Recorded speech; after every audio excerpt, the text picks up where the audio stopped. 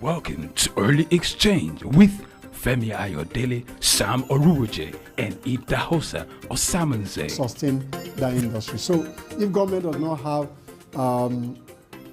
much money, they should find an enabling environment. Now, what are these issues?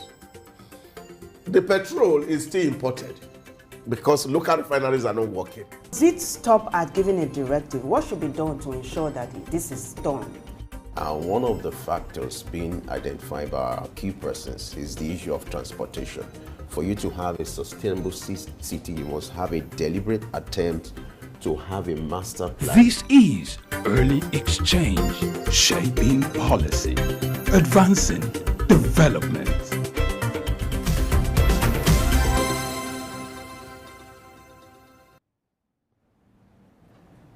Good morning. It's another beautiful Monday morning, another time to talk about issues related to business, finance, national issues, and the economy. This is Early Exchange, and I am Femi Ayodele. As you all know that when it comes to Early Exchange, our obligation is to, shape policy and advance development with our conversation. And today we'll be looking at the transport sector, everything that has to do with the transport sector. And we hope that as you spend the next 3 hours with us, it will make your day worthwhile. As usual, we're going to kick off with news update, but that will be after this short break. Stay with us.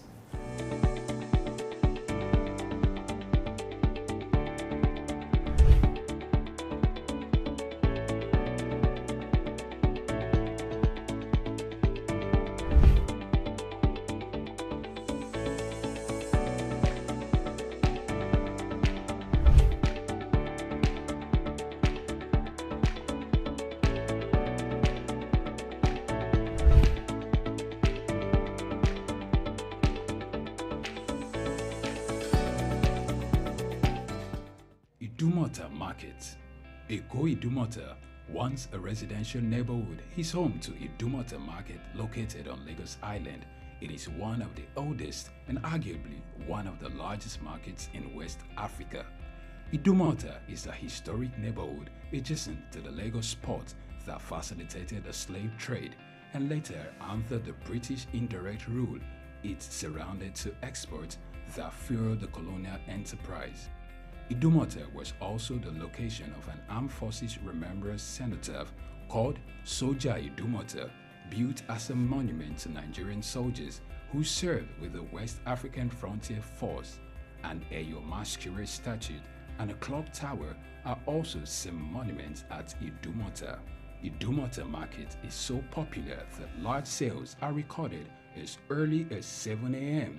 The market is made up of hundreds of locked-up shops occupying several multi-story buildings, with some measuring about 5 or more floors.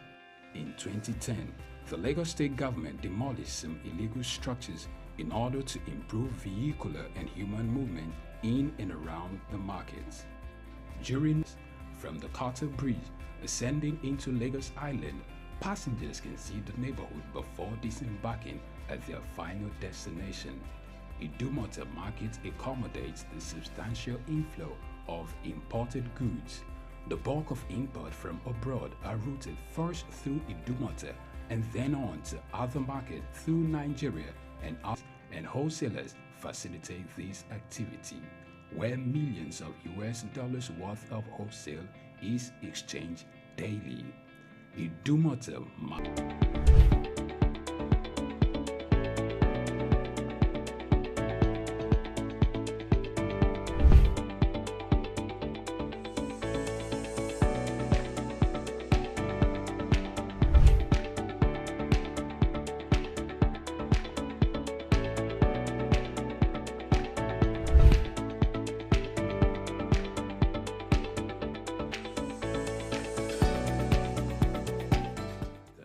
Wise men. Iconic sculptures and statues adorn major metropolitan cities of the world. In Lagos, Nigeria, the statue of 3 men designed to depict the state's cultural heritage and to usher in visitors and tourists into the ever-accommodating center of excellence, an astounding work of art. Originally built under the administration of Colonel Raji Rasaki, designed by Bodu Shodende in 1991 and standing over 12 feet high, referred to as Agba Meta or Aro Meta. The 3 sculptured chiefs were placed along the Lagos-Ibadan toll gate to welcome people coming into Lagos State. The statue called the 3 Wise Men by many has become a major signature for the state. 3 white-capped chiefs clad in white wrappers, knotted across their shoulders and with clenched right fists are shown in the artwork. The images fascinate and create impressions in the minds of visitors coming into the state, captivating the attention of visitors who look with keen interest, pondering on the messages which the posture of the engraved images signifies. The 3 Wise Men has been relocated thrice from its original position at Ojodu Berger end of Lagos-Ibadan Expressway to Magodo area before its final relocation to its present site at Olowopopo Drive. The sculpture has suffered severe damages over the years and renovated. Bodu Shodende, through this sculpture, depicted the highest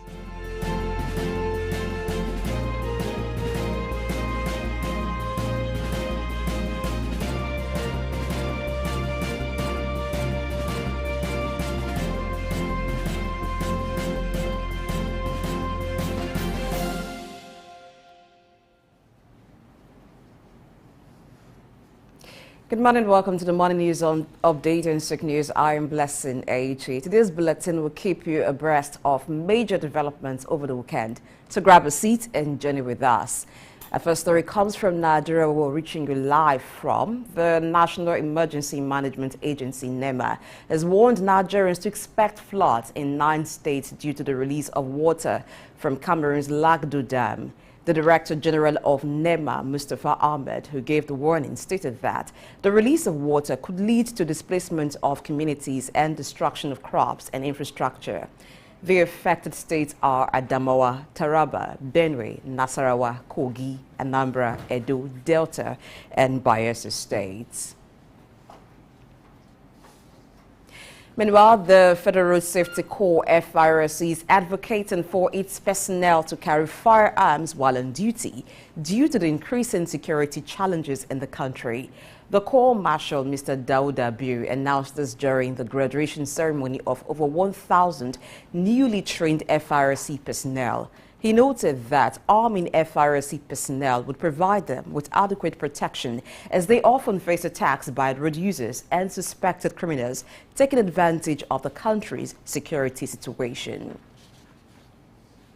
In a bid to promote growth, enhance competitiveness, and prevent disruptions caused by strikes, the federal government is proposing financial autonomy for tertiary institutions in Nigeria.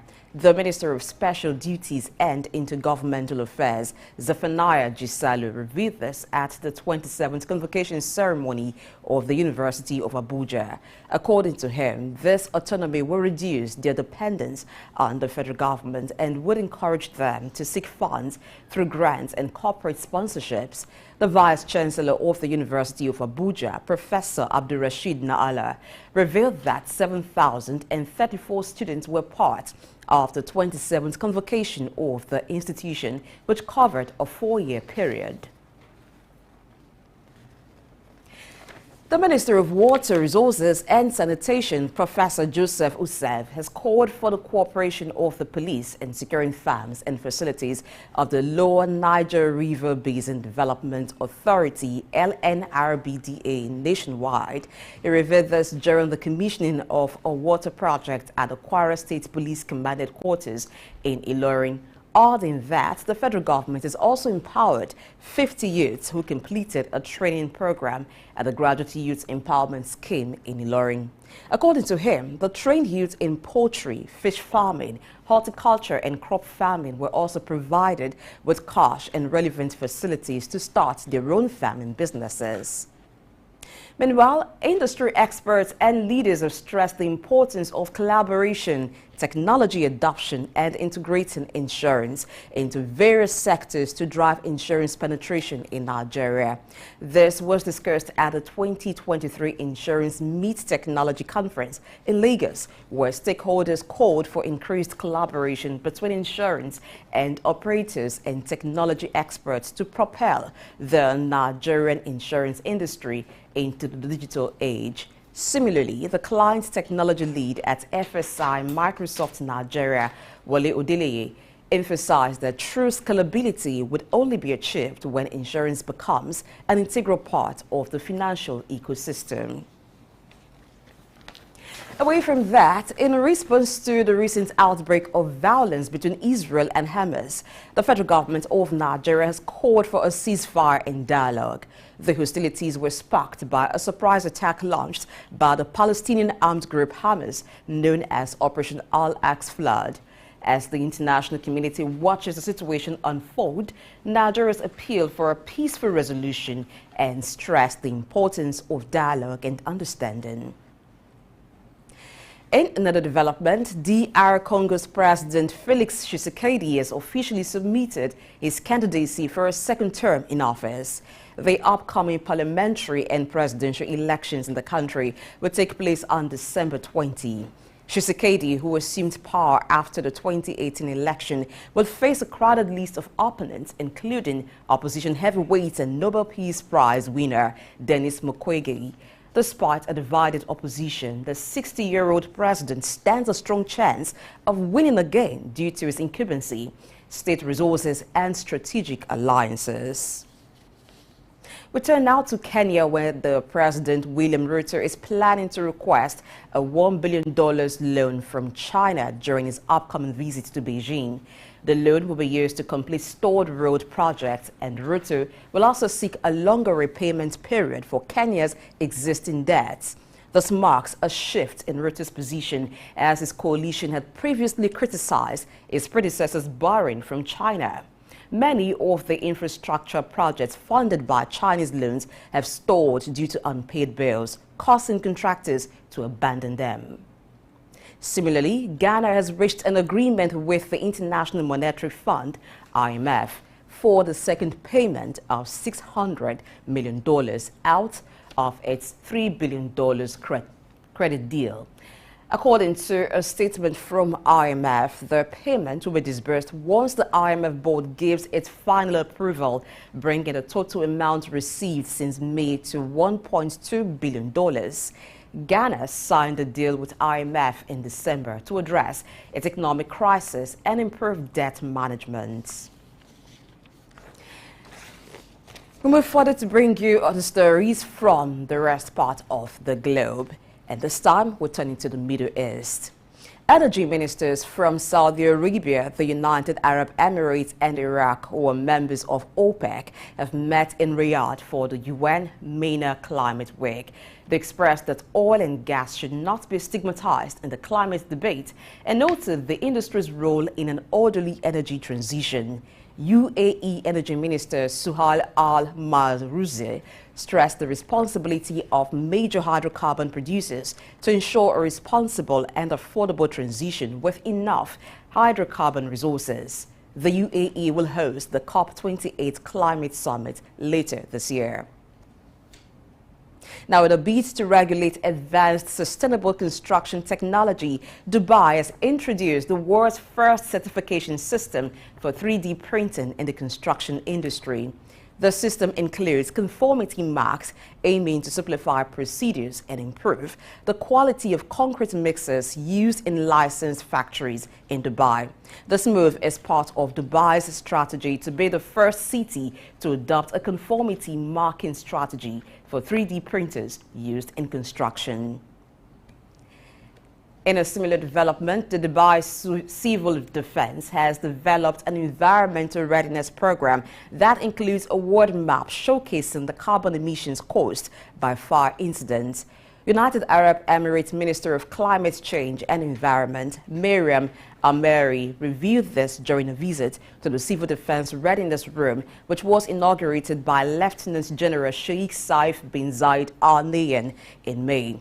This unique feature highlights the impact of fires on climate change, including the loss of wildfire, air quality degradation, and the economic cost associated with such incidents, and it features artificial intelligence-powered virtual officers capable of communicating in multiple languages. The program aims to reduce carbon emissions from fires in Dubai by 80% by 2050, aligning with the UAE net zero pathway. Let's take you now to the UK, where British Labour leader Keir Starmer says his top priority, if elected to govern, would be driving economic growth. He revealed this during his opposition party's annual conference in Liverpool, where he also expressed his confidence in collaborating with the business sector to achieve this goal swiftly, marking a significant shift in the party's direction. With a substantial lead over the Conservatives ahead of the anticipated upcoming election, Starmer used the conference to unveil a series of policies aimed at stimulating economic expansion. Still in the UK, British lender Metro Bank MTRO.L has rejected multiple takeover attempts from specialist business lender Shawbrook. Concurrently, Metro Bank has engaged with bondholders in talks about an equity injection paired with a debt restructuring. Metro Bank and Shawbrook have refrained from commenting on the reports. This development comes as Metro Bank explores funding options and endeavors to bolster its financial position, addressing regulators' concerns following a week of turbulent trading. The right-wing Prime Ministers of Italy and Britain have expressed their commitment to lead the way in Europe in addressing illegal migration. Their united stance shows their shared objectives with an emphasis on curbing illegal migration. Italy and the UK are emphasizing a need for urgency and are urging other European nations to take similar measures to control the flow of migrants. Now, in a notable demonstration of shared goals, Italy and the UK co-hosted a meeting on immigration with other European leaders, including French President Emmanuel Macron, Dutch Prime Minister Mark Rutte, and European Commission President Ursula von der Leyen. Europe is where we complete the morning news update this morning. Thank you for watching. For more analysis, stay with Exchange. I'm Blessing AHA. Good morning.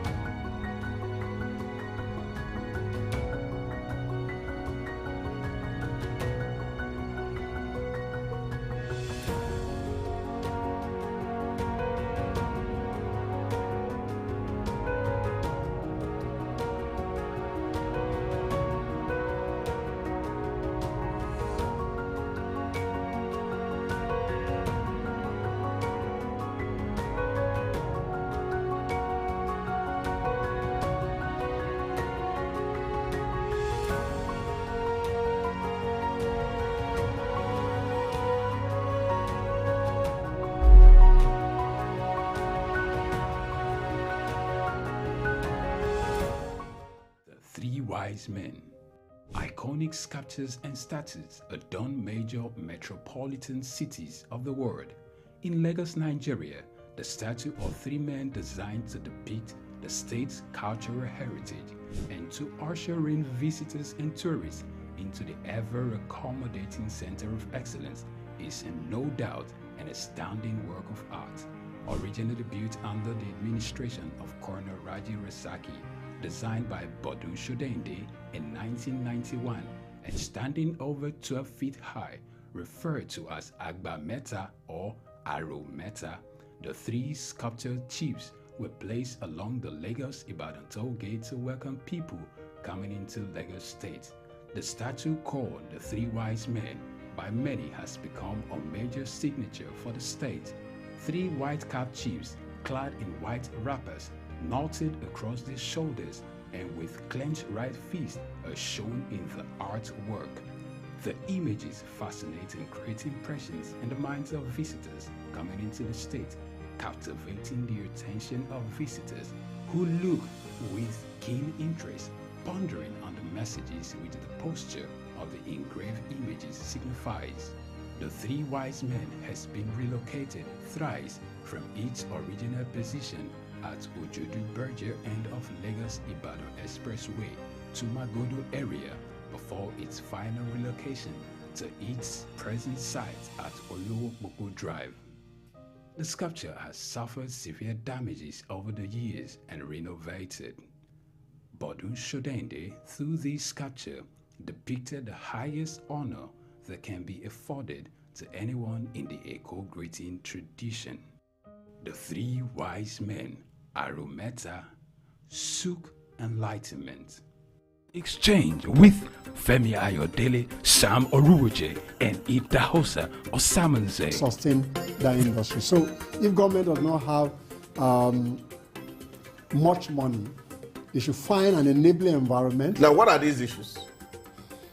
The petrol is still imported because local refineries are not working. Does it stop at giving a directive? What should be done to ensure that this is done? One of the factors being identified by our key persons is the issue of transportation. For you to have a sustainable city, you must have a deliberate attempt to have a master plan. This is Early Exchange, shaping policy, advancing development.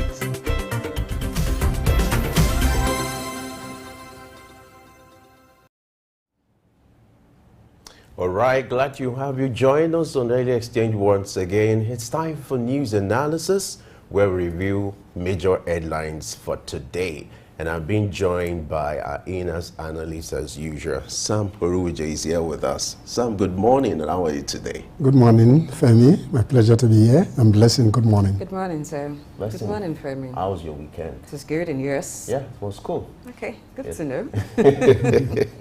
Glad to be here. So let's kick off with the major story that has been in the news, which is about the flood, the flood alert, which is coming from the National Emergency Management Agency, NEMA, has warned Nigerians to expect floods in 9 states due to release of water for Cameroon's Lagdo Dam.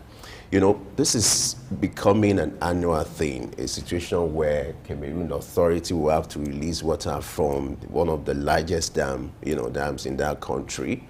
And one will expect that, okay, if this is going to happen, it's going to get better, year by year. But you just discover that the situation has been the same, Of interest is the fact that the one is coming early this time around. A month ago, the flood alert was issued for Nigerian authority to prepare. We share borders, we share borders with Cameroon. And this time around, the alert is coming so early for Nigeria to prepare. Sam, what kind of preparation do you expect the Nigeria authority to put in place in order to mitigate this kind of occurrence? Thank you very much, Femi. I think this issue has become a recurring decimal. But if you look at it from disaster risk management approach, it's not just sufficient to just warn people that the water will be released from the dam in Cameroon. What are the preparedness in terms of actual emergency? What are the key elements, preparation that has been made to forestall when the water is released, particularly the impact it has in over 9 states of the Federation? So I think NEMA should be more proactive in terms of disaster risk management. They should operationalize ways in which they can reduce the flood and partner with states, state emergency agencies, so that the impact of this water that is released from Cameroon does not impact us negatively. Good that they are informing us on time, but then they could be more proactive and putting mitigation processes in place to reduce the impact. I think that is when we will appreciate the work of NEMA. Well, I think that this problem, I don't see it as one that the government is planning to ever deal with, because I recall the incident of 2012 when water was also released from the Lago Dam, and we could see the impact on states that were around the River Niger borders, how impacted they were. At that time, I was in a number of states, and a lot of cities were severely affected, and those cities were the food basket of the states. So it was terrible in them. And at that time, we had President Goodluck Jonathan. I recall that he went to the construction site where a dam that would receive water when the water from Lagdo Dam is released. And then he asked when it would be completed. He said 2013. This is several years down the line, and nothing is being done. And every time there's a warning from Cameroon, NEMA says, oh, water is coming. People prepare. To do what? If you ask them to evacuate, to where? Because I remember at that time, schools were used as evacuation camps, and you could see the deplorable conditions in which those schools were. The uninhabitable conditions that families were exposed to. Some families were even living on the roadside because their homes were taken over by flood. So it was really a sad situation. One would have thought that after that, serious plans would have been made to ensure that when water is released from Cameroon Lagdo Dam, it goes straight to another dam that receives the water, instead of people being warned every year, oh, water is coming, move to where? Move to where, I ask again. It's obvious, this is due to lack of preparation. If you look at the states that are going to be affected, Adamawa, Taraba, Benue, Nasarawa, Kogi, Anambra, Edo, Delta, and Bayelsa, it's an annual thing, and one will expect that more action will have been taken to prepare for this. To note of, this dam was built in 1982, and this arrangement between the Cameroon Authority and Nigeria Authority has been in place. Now, the missing link now is the dam you talk about, the buffer dam, that should be like, once the water is released, there is released into the dam at the Nigerian side of the bagging. But you discover that has been in pipeline for years. Several administrations have come on board, but that dam has been neglected. As we speak, nothing is being done to improve that dam. So it's not an occurrence coming from this not as a result of climate change now. Yes. So it means it's predictable. It's something that happens periodically. It happens every year. So the arrangement should have been made to have this buffer dam that can accommodate this water once they are being released, and it has to be done in those several states. But this project has been neglected over the years, and that's why you keep having this issue. Even if you have people to relocate, how many people will be able to relocate? Of course, one could say the alternative, what could be done is for people to relocate from lowland to highland. Where is the highland? Where is it? And then, like you said, most of the schools, students ought to be in session, they ought to be in school, but most of these schools now will be used as, relief centers and all that. So it boils down to lack of preparation, and they need to not just be reacting after the thing has been done, but to be proactive for this thing to be mitigated. Since it's an annual thing, it's predictable. And so it calls for more action on the part And I think government will be saving itself a lot of money, because at this time, money will be channeled to getting relief materials for those that will be affected. Even though when we see the relief materials, sometimes we're trying to equate with the money that was disbursed, there's a huge gap. This thing happened last year, and the statistics shows that about 1.5 million people were affected last year. In fact, interesting, around this period, I was in Kogi State, so I witnessed it. In fact, I had to stay in Abuja, return to Abuja. I had to stay for another 1 week for that thing to subside. So once that thing happens, it affects virtually every state around that axis, about 9 to 10 states. And what we expect that if this happens annually, then the right preparation could have put in place. You could imagine the economic impact that would have. But we hope there will be respite soon. All right. Let's move on to another interesting story, which is that of the Federal Road Safety Corps, which is advocating for its personnel to carry firearms while on duty due to the increasing security challenges in the country. The Corps Martial is proposing that henceforth Corps Martials should be allowed to carry firearms. You know, we've had these, too much of firearms in the system. Ideally, the police is supposed to provide internal security. When it comes to internal security, that should be the responsibility of the police. But there's this argument coming from the Corps Martial that there's a need for its personnel to start carrying firearms. Sam, how will you react to this? Yeah, personally, I'm against the call for them to carry. There's too much firearm in the country, and they can do their work in a civil manner, and I don't see there's any security threat to their own operations. Even some of their behavior on the highway sometimes doesn't show somebody that is providing safety, where they use vehicles to cross the road with a view to catching offenders. I don't support the call for firearms. Those are my personal views. I think we have too much. For me, I even think it will be duplication of responsibility. You have the police, the civil defense, who has to ensure civil, compliance and obedience. Now, if there are needs to bring them in, maybe there are issues that have to do with security, then you allow the police to do their job. In fact, interestingly, the way it is now, you can have a synergy whereby if anything occurs, this personnel on ground, you can beckon on them to be of assistance. I don't see any why we need to now giving them the permission to start wearing firearms. I don't think the issue has to do with firearms. It has to do with the fact that maybe there should be a proper collaboration between the FRSC and the police, and even if need be, the military, so that there will be fast response. Once there's a need for this personnel to come to their rescue, that can be done quickly. Yes, you read my thoughts exactly, Ife, because I was thinking along that line. Because when the FRS begins to bear arms and another agency is asking for arms, they all bear arms, what then happens? We've had cases of trigger-happy security officers. We do not want to have more of those things happening, because when people begin to bear arms and they do not have the training that is required to bear arms, because it takes a lot of emotional intelligence, you having your emotions in check to just bear arms, not just for you to know when to fire the arms. And if the reason is because they feel threatened to being on the highways, and they feel that the Nigerians do not obey instructions on the highway. So you imagine what could happen at that time. But I think collaboration is the best solution. I think we should invest in technology rather than requesting for firearm. I think the Nigerian state is over police. We don't need more firearm. The use of firearm is not the problem, but the abuse that will come from it.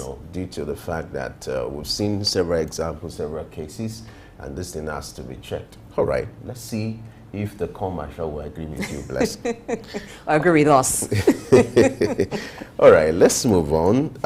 There's a plan to promote autonomy for tertiary institutions in Nigeria. The federal government is proposing financial autonomy for tertiary institutions in Nigeria, a institution whereby federal institutions won't have to depend on the government. There's this fund called subvention where they get from either federal or the state government to fund their operations. And this call for the need for these institutions to start generating IGR. Of course, some of them are generating IGR. Perhaps the IGR is not enough to fund their operations and pay salaries. Sam, what do you think, financial autonomy for tertiary institutions in Nigeria? I think the university system should be full autonomy, not just financial autonomy. But then the university authorities and management must look inward to improve on their financial drive through grants.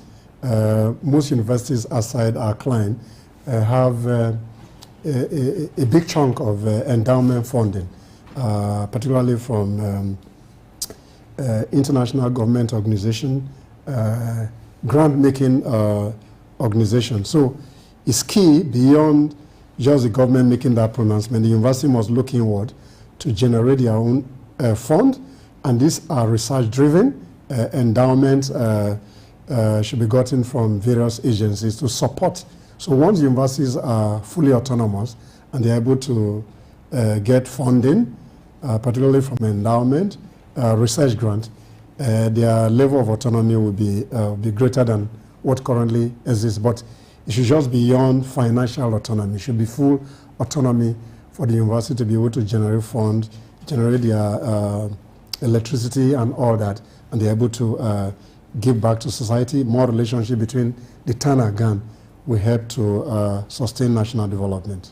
You think the full autonomy will help them to, achieve the purpose of, facilitating growth and development in that institution? Yes, I think even the laws establishing the universities in the first instance, the university were supposed to be made autonomous of the supervising ministry or government agency that has responsibility or that has interface with them. So autonomy, yes, but the university management must be up and doing to be able to sustain those autonomy and get more grants into the system, particularly research grants, and we're able to compete globally with other universities. And in one of our programs recently, we talked about how some of the universities has improved in their ranking. So it's autonomy that can help to sustain those ranking. Well, I think on the flip side, financial autonomy would mean more like having them run like private universities, which means that fees will go up for students. So I'm looking at the effect it will have on students of public universities. It's going to be very expensive to attend a public university when that happens, because the song we'll be hearing the lecturers or the universities sing then is that they don't get subvention from the government anymore. So it's difficult trying to run the school, so they need to jack up fees.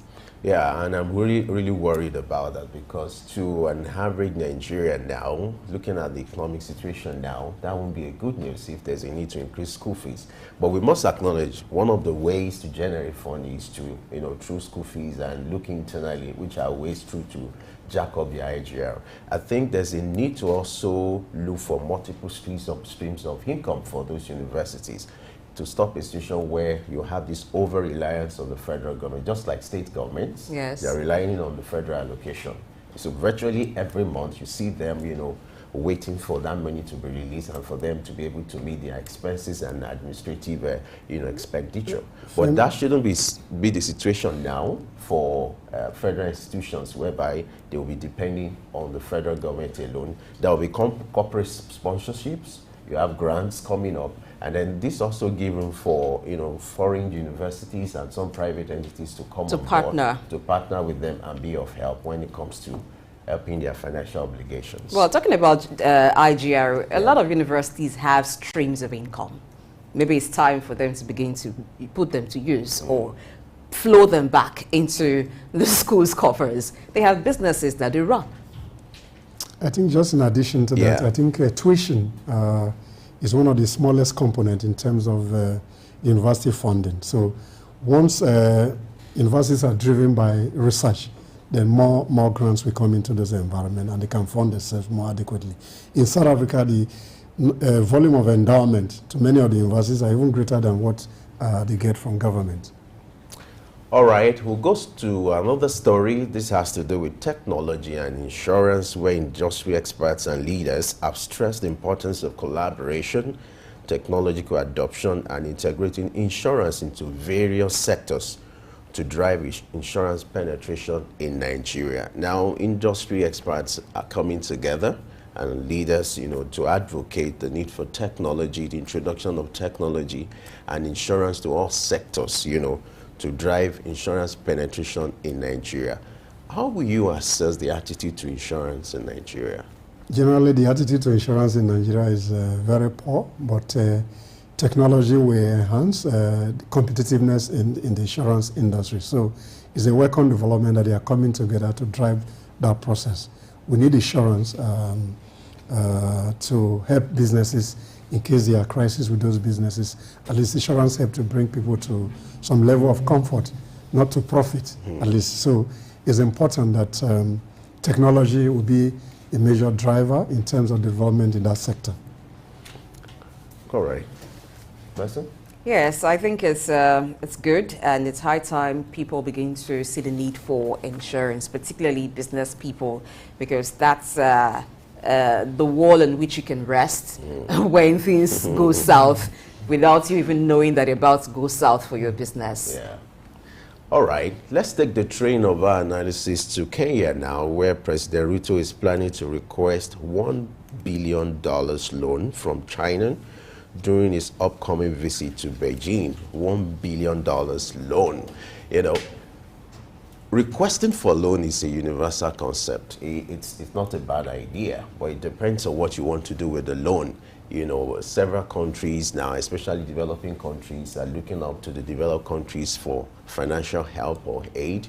And of interest is the fact that most African countries now find it convenient now looking in the direction of China for help. Chinese loan is becoming more attractive to more African countries now, and the need for this is for them to be able to develop, you know, the economic plans and infrastructure. So like I said, the idea of getting loan is not the problem. It depends on the plan you have on ground, what you're doing with it. Even developed nations, they obtain loans, you know, which is needed for you to fund economic operations and some of your infrastructural development. But it depends on what you're using the loan for. If you're using it for recurring expenditure, which is not necessary, you know, loans are meant to be used for investment, projects that you know can fetch you money and in the long term will make your economy better for it. So I think the President Ruto of Kenya is doing that part. What's your reaction to that, Sam? Again, it's a welcome development to look to China for infrastructure loan. China is noted for providing soft loans, so to speak, to most African countries for development. And I think what William Ruto is looking out for in his visit to Beijing is to see how he can get that money to complete the road network, particularly in Nairobi, that have been stopped for a little while. And he was critical of the last president in terms of looking to China, even when he was the deputy president in Kenya. So what is key, once these loans are gotten and they are deployed appropriately for infrastructure development, I think it will be better for the country, and I'm sure they are able to pay. And if those roads are properly tolled in such a way that the money can come back and they can pay those loans. So for development purpose, I think it's key that the government get that kind of infrastructure loan from China. According to the story, the loan will be used to complete store road projects, and Ruto will also seek a long-term repayment period for Kenya's existing debt. I think that's fair enough.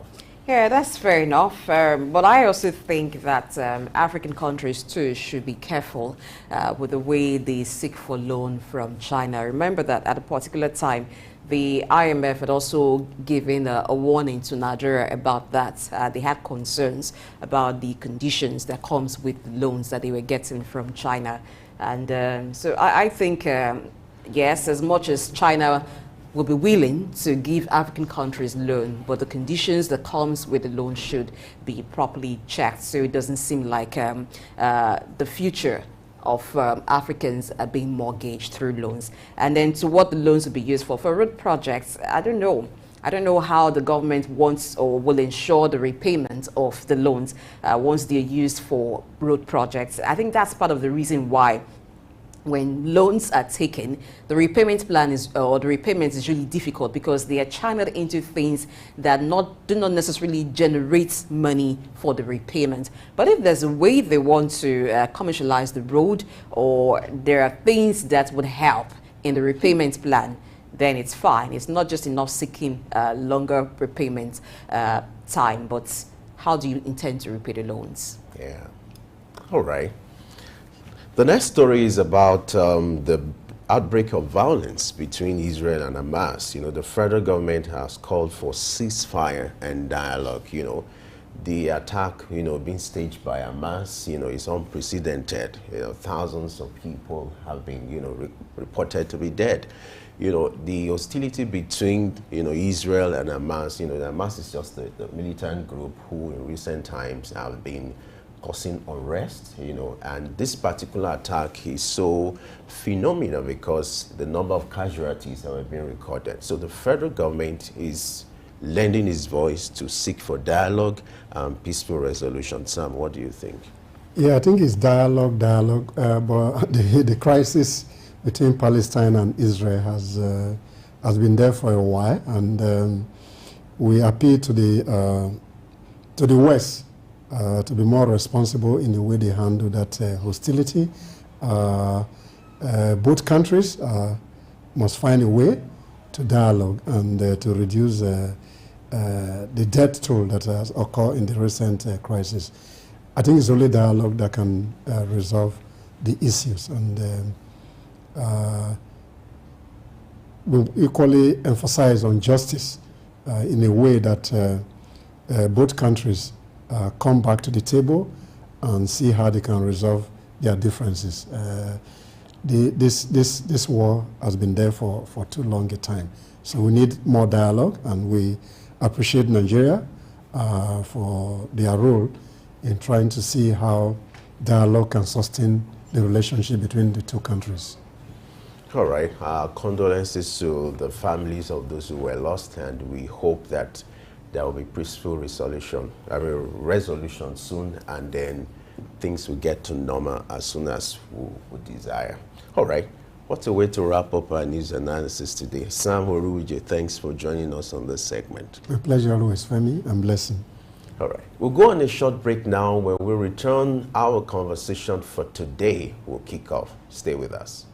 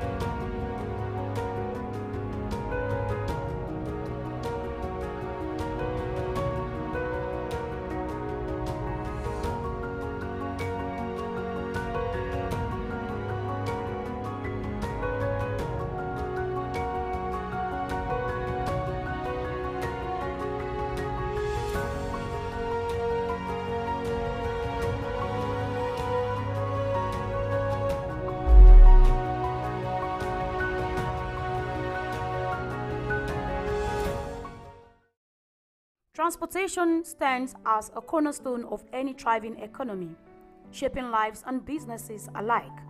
Imagine a Nigeria where the transportation landscape boasts self-sustaining roads, efficient public transit, and state-of-the-art air and sea ports seamlessly integrated with cutting-edge technology. Although this vision is a work in progress, the Nigerian transportation sector is witnessing significant strides towards transformation. Nigeria, a populous West African nation, relies on a range of transportation modes, including road networks, railways, air travel, maritime transportation, and navigable waterways to connect its diverse regions and facilitate the movement of goods and people. Among these modes, road transportation takes the lead, accounting for over 90% of both freight and passenger services. The current road network spans approximately 200,000 kilometers, owned and maintained by federal, state, and local governments. Federal roads, consisting 18% of the network, bears the brunt of vehicular traffic despite varying conditions across regions. State government oversees 16%, while local governments manage the majority at 66%, mainly consisting of earth roads. However, many roads faces challenges, hampering smooth transportation. In recent years, there has been a collective effort to revamp Nigeria's road infrastructure, addressing decades of neglect. Astonishingly, only 15% of the entire road network has been developed in the past 55 years, a critical hindrance to sustainable road progress. This setback is attributed to abandoned construction projects due to underfunded contractors and inadequate project supervision. To significantly enhance the distribution of goods and facilitate the movement of people, substantial investment in road infrastructure are essential to stimulate economic development in the country. Turning to the rail system, efforts have been on the way to revitalize and expand this mode of transportation, providing an alternative to road transport. However, it still faces underutilization and substandard infrastructure. Despite ongoing upgrades and the creation of new rail lines, like the Lagos Rail Mass Transit System, challenges persist.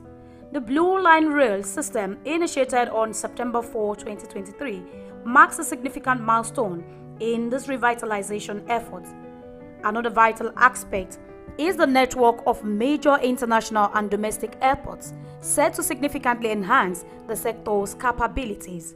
With a total of 22 airports, 6 handling international flights, improvements are needed in flight operations, technical aspect, and customer service to ensure effective and enhanced service delivery. On the maritime fronts, Nigeria's extensive coastline is a crucial asset for trade and transportation.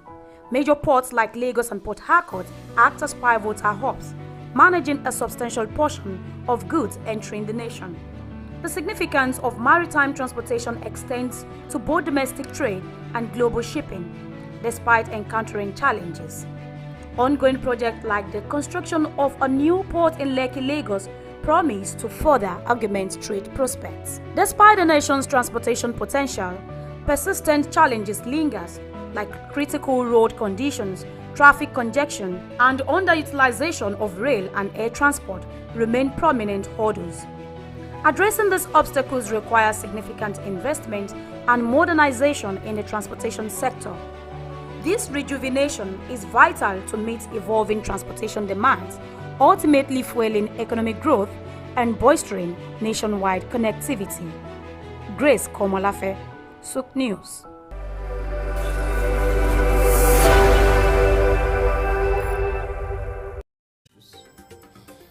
The petrol is still imported because local refineries are not working. Does it stop at giving a directive? What should be done to ensure that this is done? One of the factors being identified by our key persons is the issue of transportation. For you to have a sustainable city, you must have a deliberate attempt to have a master plan. This is early exchange, shaping policy, advancing development.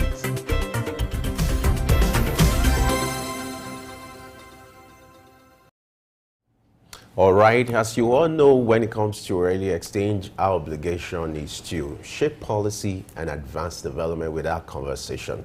And so today, our focus is going to be on the transport sector.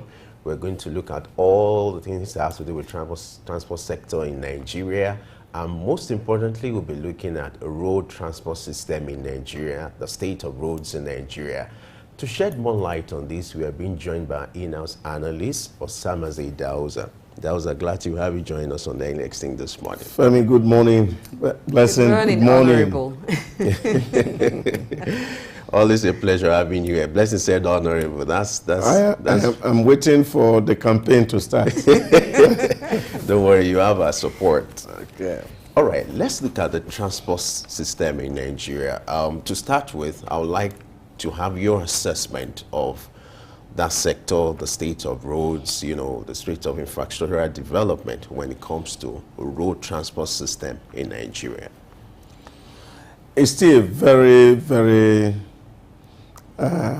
big challenge, road transportation in Nigeria, as we all know.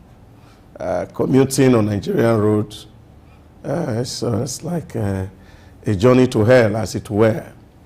And this is because the roads are bad, not in good states. And not just about road not in good states, you also have in that public transportation system, especially public buses and the owners, most of them rickety, with a whole lot of challenge for those who commute on them. So generally put together, traveling on the road is not dignifying to a very large extent, except for some interstate travels where you have some people who have invested in that sector. But within the states, it's really very, very pathetic. Okay, talking about investing in that sector, that is road transportation, we'll find that in some states you can find at least good roads, but in some other states you don't find that. And when you do interstate travel, it's the same thing from one part of the state, or when you're driving from a particular area, it's good, but when you get to the area, it's bad. But investments are made every year at different levels. Why do we still see that the roads are in poor condition majorly across Nigeria? Well, I think the current Minister of Works, His Excellency David Umahi, has been speaking to the real issues, which is the fact that there's a collusion between the public servants and the contractors, ensuring that investment that are put on the road really do not get the reward. And this is a real challenge, where we build roads and they can't last because of the quality of material that are used in building this road. And this is the same reason why the Honorable Minister was saying that even the contract has been awarded, that they had to review them such that, you see, you build road with asphalt and the quality of asphalt is not good enough. And after 2 years, you will still need to start to maintain that road with huge public fund. And that for him is not acceptable. But that is where we have found ourselves. And of course, don't forget why this is going on, that the minister himself speaks of the blackmail from both civil servants and the contractors who are deploying and using every means to ensure that the minister is blackmailed and the regime is blackmailed. At a certain point, somebody even said, oh, if we begin to do concrete road, the price of cement will rise from 5,000 to 9,000. And one would not know the parameter in which they are using to measure this. Is it that we cannot expand production if the demand for cement increases? So these are the real issues of the blackmail that you see here, because a lot of people have turned this thing into farms. And that's why you see a particular road will be under construction for years. We cannot forget the East-West Road. You can't forget the road that is connecting Edo and Kogi State, which has been, as we speak now, in a state of permanent disrepair. Because over time, works are done on this road, shortage jobs are done, and they are not passable. And what this means is that, number one, it increased cost of vehicle maintenance. And this, of course, the owners of transport system of vehicles will need to take it from their client or those who commute on those buses, because the repair is huge. Because roads are not good. You buy a new bus today and then tomorrow the state of that bus becomes something difficult because the roads are not really motorable. And I think this is where, again, we need to speak to ourselves to say, yes, we can continue to build infrastructure, but we should build infrastructure that lasts 10 years, 20 years, before we can be thinking about maintaining. Now, if you build a road today and tomorrow is bad, then of course government come back again. So we are sinking that money in one particular road, and then of course we are not getting value from it. And this is why it's even now becoming difficult for even people to want to commute. People want to travel by road because it's almost a nightmare. You observe the trend now that the most used transport system is road system in Nigeria. In fact, it's overused, while the sectors or the alternatives are being neglected. How did we find ourselves in this situation? Well, I don't think it's just Nigeria. Road transportation is the major and the oldest form of transportation, so it has been there quite for a very long time. One, because it's cost friendly. Number two, it's also very simple and it's easy for everybody to do. So we have people who want to go by road. The waters may not be connecting everybody, and people cannot afford air transportation. The rail lines are not there that are connecting cities. So it still makes it a major form of transportation as we speak. And I think that is why countries invest hugely on road infrastructure. When you go to other climes, you see the volume of investment on road infrastructure, so that, of course, logistics becomes very simple. Transporting goods from one community to another is made easy. And then, of course, people have access to the market, as it were. There is the argument that the reason we have traffic congestion on the roads is because of increased car ownership. Do you agree with that? Well, I don't think it's because there's increased car ownership. I think the real issue is because alternatives are not there, really. Now, if you have alternative routes, you see, you get to some climes and they're saying, take for example in the UAE, a very small enclave, and you see over 1,500,000 cars on the road, but you see the whole network of road, level 1, level 2, level 3, level 4. Infrastructures, roads are getting higher, like skyscrapers. And so this provide alternatives, and this alternative help take away. And you see some road passing through the tunnel, so that you have a lot of alternative where vehicles can pass. And this is where the real issues are. Because like in Nigeria, where you have trunk A roads, which are supposed to be federal roads that are connecting states, but then of course you also have trunk B roads. And these trunk B roads are not well maintained, and these are supposed to be the link roads that connect severally. And this is what states are not doing. And once states can invest in such basic road infrastructure, you see a lot of things happen. Take, for example, when you see Lagos today, you go to the Okpebi Link Road.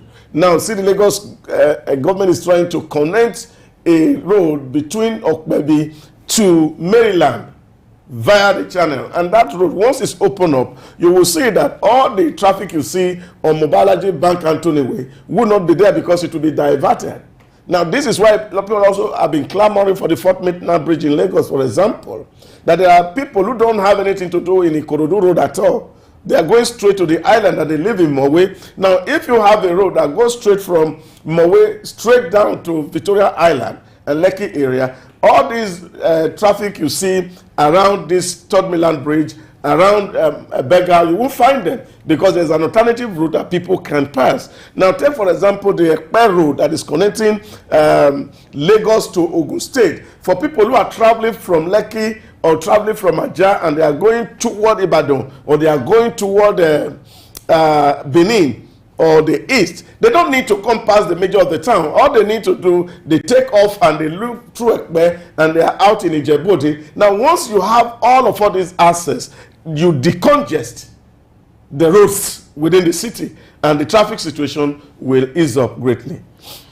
What do you make of this development where, statistics have shown that most of the local roads in Nigeria are of the larger percentage, about 60-something% of the roads in Nigeria are in the local, in the purview of the local government, and some of these earth roads, but they are largely in poor state. What do you make of this development, and what can be done to ensure that maybe power is given to the local government or the state government to take over some of these roads? Well, I think, again, Lagos is pioneering in this direction. Over the weekend, the Speaker of the House of Lagos State Assembly gave an instruction that they want to see a project done by the local council and the SCDA in every month. So that the resources that is going to this, that because they are not supervised really, and we don't really know or get to see what they are doing, because most of the roads you see, they are made by either state government or federal government. And the local government, or the SCD as it's called in Lagos State, you see they are not having really direct supervision to see whether they are actually impacting the society.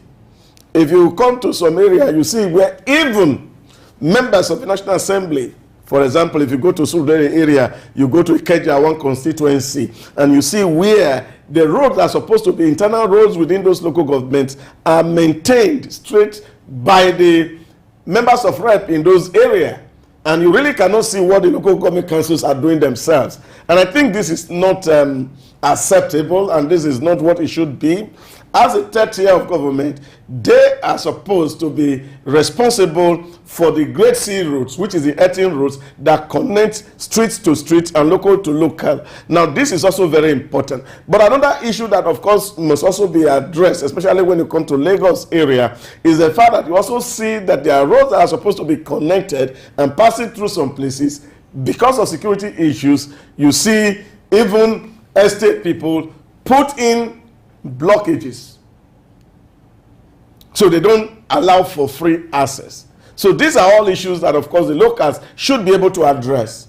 That the roads that are constructed by public money, individuals who live in a particular place don't have a right to put gates on those roads.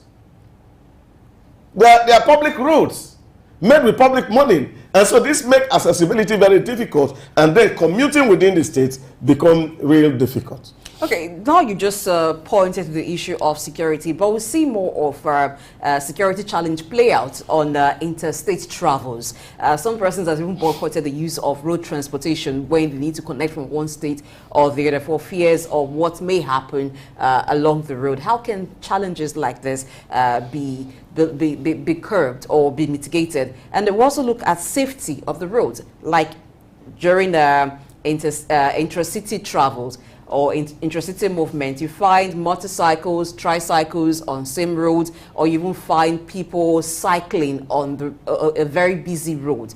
How do we make it safe for every road user? Yeah, but I think that's again something that had to be taken into consideration. And many nations are also trying to do that to see how to create safety on the road. You remember last week we were talking about the UAE, especially in Dubai, where tricycle and cycle lines are being created so that they can accommodate. In France, that's also happening also to ensure that those who are cycling can have their own way. And if you go to Ghana, you also find that you have routes that are tarred. Then, of course, you have pedestrian walkways, and you also have where bicycle can actually ride, not in the middle of the main road. That has not been really affected here in Nigeria. And I think it is important because apart from the fact that we're also looking at public transportation, a lot of people are actually turning to cycling, especially within cities, to also reduce the impact of carbon emission on the climate issues. So if we create those avenues where people can actually drive and ride cycle, number one, it makes them healthier. Number two, it creates for clean air and environment. So this also had to be something that will be of advantage to the state in the longer run. That you are not just easing people access, you're also contributing to reducing the pain that climate change is causing to humanity, especially as we make progress. What do you make of this development between the Minister of Works and some of these contractors about the use of concrete and versus the use of asphalt? Is looking like if care is not taken, the contractors might have their way with their propaganda and some of these things that they're embarking on. How do you think the federal government can handle this kind of situation? You see, for me, I think especially in the situation where we find ourselves today, leadership is about courage. And that courage to take very tough decisions and then stand by the decisions. People will not see the immediate results, but in the longer run, they begin to see and find its effectiveness. This is important. You see, because if we have to succumb to blackmail, then of course we are losing national assets. And that's what it is. And of course everybody understands this. Now you don't need to be told. If you drive, for example, from Lagos down to Ibadan, you see that the portion of the road that was concluded 2 years ago, now repairs work are continuing on them. That's not sustainable. So the government must be able to wedge a very strong hammer. Two things is possible. Number one, if they insist they want to do asphalt, then they give the government a 10-year guarantee on the roads. And then, of course, they have to provide an insurance bond to the government that this road we have tied with asphalt, in the next 10 years, there will be no repair work on it. If there's repair on it, we will fix it. And then there will be an insurance bond on it to be submitted to the government if they feel that is the safer option they want to take. Because you are the contractor, you cannot determine the quality of work that I want. I am the one who is paying, and I should be able to determine and say, this is what is acceptable to us. So I feel really having a concrete road will be better for us in the longer run, because it will be more lasting, and then government will be able to actually spread the development. So you are not doing one job in 10 years. You finish this one here, you know that in the next 10 years you are not coming here, you are going to other states, and this connectivity that we're talking about can be really made to be realistic. Otherwise, if you don't want to put that service level agreement and bond on those roads, then of course you blacklist some people. All right, the conversation on road transport will continue after this time. Just stay tuned.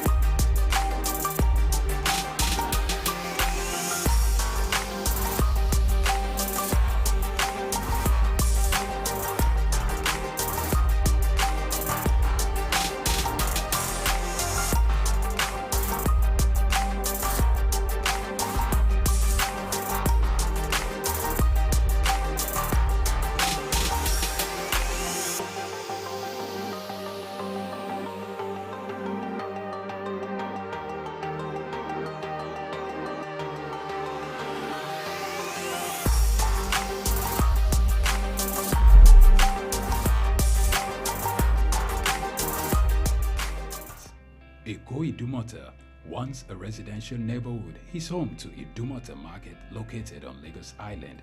It is one of the oldest and arguably one of the largest markets in West Africa. Idumota is a historic neighborhood adjacent to the Lagos port that facilitated the slave trade and later under the British indirect rule. It's surrounded to exports that fueled the colonial enterprise. Idumota was also the location of an Armed Forces Remembrance Cenotaph called Soja Idumota, built as a monument to Nigerian soldiers who served with the West African Frontier Force. An Eyo Masquerade statue and a clock tower are also some monuments at Idumota. Idumota Market is so popular that large sales are recorded as early as 7 a.m. The market is made up of hundreds of locked-up shops occupying several multi-story buildings, with some measuring about 5 or more floors.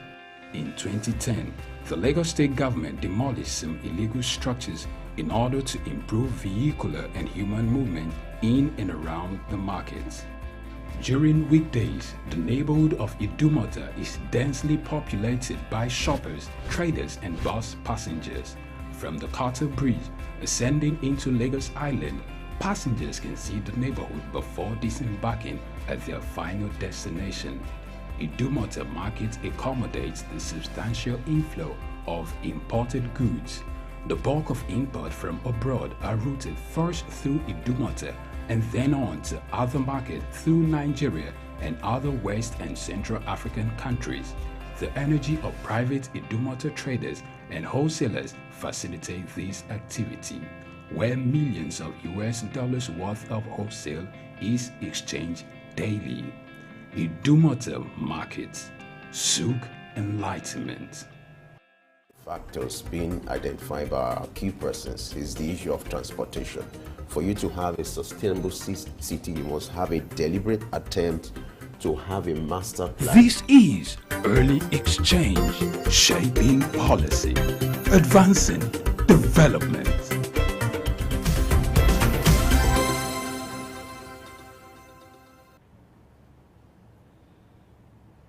Many thanks for being there. If you just joined us, the conversation is about road transport as we're looking at transportation in Nigeria today. And Idausa Usamanze has been doing justice to the issue. He will continue doing that right now. Okay, we've been talking about road transport. Let's look at the time of completion. You find that a road project has been awarded, and at the time of it being awarded, maybe it was announced it would take about a year to complete. 1 year has passed, and the road is far from nearing completion. And you even look at the way it's been constructed. It seemed like all through weekends, sometimes there are no work on the road. In the mornings, when the road users want to use that road, that is when the workers mobilize to site. That is when some parts of the road is being blocked with equipment, and there's heavy congestion on the road. Take, for example, the Lekki-Ekpe road. Work has been on that road for quite some time now, and the way it's being constructed, construction starts at one point. You're expecting a progression, but you just find that a part of it has been done. After a while, they go way back to another part. So it's not progressing serially as it should progress. What are your thoughts on situations like that? Well, I think, again, I will... I just also have to reference what the immediate past governor of Rivers State, His Excellency Nyesom Wike, said to the president some time ago, that the real reason why you have such situation is the current way that contract administrations are done in Nigeria today. And that is why you see this whole lot of failures. Because you see, government is awarding a contract to build a road, and then funds are not available to do the roads. And so you mobilize a contractor with 15%, because this is good for the contractor. And of course, they're supposed to do the preliminaries and come back to you. And then you are not able to give them another sum that is due for work to start. And so you see a whole lot of delays. So this is the real problem. It is in terms of contract awards. And you know, the contractors are the one really benefiting from all this. And this is where the current government really would need to really have to understand the psychology of the corruption that is within that sector. Because what happened is that they give you a contract and you cannot fund it. And so the problem is not from the contractor, the problem is actually from the government. And don't forget that the contractor is the one putting pressure on the government to award the contract, with or without money. So they get a contract, so they get a small mobilization. And so when government is not having enough money to do the road, they keep pressuring government for small money, and government keep putting small money, really money that cannot really do so much. And like Wike said, if you do contract like that, you can't see any road completed. What government should do is that if you want to really construct a road, ensure that the contractor are sufficiently mobilized. Give them 80% of the sum of the road, and give them the time limit to finish the road. Otherwise, if you are going to do that, ensure that at the point of signing the contract, you are going to engage the contractors to tell them and say, look, government has no money to do this road. You have to use your money to build this road. And then factor the cost of capital into the contract sum. And then be sure that a certain time period is given for repayment, so that it can become consistent, and then they will be able to do their obligation to wherever they get their capital from. Now, if you manage contract like this, you will see rate of completion becoming higher. But what we currently do with this envelope system, well, of course, you give out a contract and the government has no money to fund the contract. The contractor enjoys it because the little one that comes into them, they divert it for some other purposes, really using it for the real major thing that is, because they know that you cannot pay. And if you cannot pay, you cannot hold them accountable. So this is a real problem. And I think government must come clean. It's not about the number of contracts awarded that is important. What is important is the number of contracts that are completed. And so government must aim at completion and not just awarding contract. And you see, the last regime, in the last 10, 20 years, what we've seen, every Wednesday when the government meets, they say, contract has been awarded. And all the citizens are looking up to seeing work on that route, and work is never seen. So this is a real problem. But I also see it's part of the failure within the system, that when we are going to sign out contract, it's either you are getting somebody who has the capacity to deliver, and then the person is actually like giving you a loan to do the job. Otherwise, you have to wait until you have sufficient money to fund your contract before signing any contractor to go on site to work. All right. Talking about funding, you could recall that in the past, we used to have this issue of tolling, having toll gates, like a kind of partnership between government and private, corporations, whereby they take up the repairs or the construction of some roads and then introduce tolling for them to be able to recoup their investment. Do you think we need to go back to that practice? Perhaps it's going to help funding of road projects. I think it's something that we need to explore. I made the same reference last week to RTA in Dubai. RTA in Dubai introduced what they call the Salik road. Salik, the Arabic word for clean road. Now, the Salik system is working for the UAE. What they've done in the Salik operation is to say they create one clean road and put a toll on that clean road. What they do, the toll is not the physical toll. There's no physical toll anywhere that can obstruct or give room for people to manipulate. What they've done is that they ensure that every vehicle that plies the road has a certain number and tag on their car, which is connected to an online wallet that is funded by the road user. Now, once you get to where the Salik cameras are, automatically that money is deducted from your wallet. Automatically. For public transport, the riders pay. In other words, the vehicles are metered. So when you get to Salik junction, 40 rands is taken from your wallet automatically, and that will increase the cost you're going to pay the public transport user. Now, if we introduce that kind of system, see, if I'm taking an Uber, when I get to a clean road where there's a Salik, so if the rate that they are collecting per kilometer is 20 naira, it automatically will jump to 25 naira because of the 5 naira, which is the toll. So this collection becomes clean. And what the RTA has been able to do with this is that annually they are collecting close to $800 million. So they have made so much money to build new additional roads. And then they put Salik on those roads. What do you think will happen? The income is multiplying to build more roads. Now, if they can do that in the UAE and they succeeded, and you can see the state of infrastructure, even in places that are not currently being occupied, it tells you that it is doable. All that we just need is that we need a leader with courage.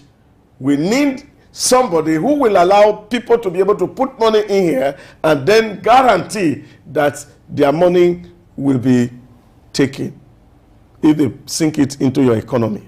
But if you build toll gates and you are going to put people there and they are cutting tickets, they are printing their own tickets, like we have seen, which was the real reason why we have to demolish the toll gates. Because most of the federal road officers who were on those toll gates had their own tickets, as against what government was selling. And so government really were not getting revenue enough to maintain the road, because the whole idea of the toll was that you have enough revenue that you will use to be able to do those roads. But we collect tolls on those roads, and you really cannot see those roads maintained. You see that also happening around the airport area. There's no motor that passes, for example, to international airport that does not pay toll. The whole idea of the toll is to maintain those roads. Now go and look at the level of maintenance on those roads. So this is where we need to see, is it effective? So tagging become a simpler way to do it. Technology has made a lot of things simple. And I think we cannot run away from adopting technology for efficiency and for effectiveness in terms of revenue collection and implement application. Okay, that's on the side of government. For the road users and for the economy in general, what's the link between having quality roads and a developed economy? There's a whole lot. There's a whole lot. The linkage is, the better your road, the lower the cost of logistics in terms of time taken and what repair is. So if, for example, you're going to commute product from Kaduna to Lagos, for example, and it takes you 3 days to do that, that will be taken on the products. A journey that naturally should be no more than 8 to 10 hours to do. So the cleaner the road, the cleaner or the lower the cost of logistics. Because the person who is charging logistics on whatever thing you are commuting is actually also factoring in the cost of repairs and maintenance on the vehicles. Again, you also look at the cost of diesel, for example, or petrol that will be used on the journey. Take, for example, on the journey that you have to take 20 minutes from Baga to Lagos Island here, or Balende, and you have to spend 3 hours. You can imagine the quantum of fuel you are going to burn on that short distance of not more than 21 kilometers. Now, this increases costs for everybody. And if you are not even commuting on public bus and you are driving your own personal vehicle, the cost of petrol you buy increases, and that reduces your buying power if you are driving to work. So where you would have spent maybe 2 liters, you end up spending 5 liters, 7 liters. That's additional cost to you. So that reduces your ability to be able to buy. And then, of course, you don't have disposable income. So some of the luxury products that are sold in the market, you can't go for them because you're always spending what you have on necessity. So this is a connect. So when we have cleaner road and we're having easy access and movement on the road, people will have more disposable income, and then they will be able to buy luxury items, which of course will translate into more employment, translate into prosperity for the entire society. All right, as we wrap up, how do we address this issue of poor maintenance? You know, even if you look at some of these truncated roads, a good reference is the 3rd mainland bridge, full of potholes.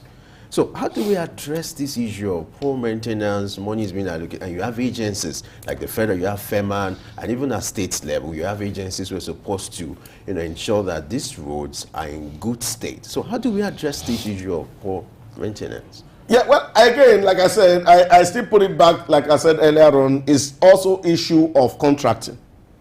I'll give you one very funny story. About 5 years ago in the UAE, they gave contractors who build road to maintain it for a certain number of years. Now, you know what the contractors were doing? They went to the radio to announce, if you spot a pothole on this road, call us and you get 100 dirham as a reward for spotting a pothole on our road. Now, what do you think that citizens will be doing? Looking out. They will be hunting for potholes. Yeah, that will become a full-time job. Oh yes. So a lot of people are hunting potholes. Now what does this mean for the contractors? So when you say, oh, there's a pothole in this X road, you come to the office to take 100 dirham, and then the contractor quickly send somebody there in the night and they patch it. So the cost of maintenance reduces for them as contractors, because they know that they don't need to go and visit those places. The citizens are there looking for pothole because it means some revenue for them. So as they are hunting pothole, the cost of maintenance is going down for the contractors. Now this is how people think, and I think we can also imbibe some of all these things. The real problem is that you can't have FEMA, for example, everywhere on these roads. FEMA can actually put incentive such that even the road users can phone in to FEMA and said, I was traveling on this road, there's a pothole there, go and patch it. But what I cannot also explain is, don't you also think that FEMA need the road to be bad so that we can have more budget for the agency?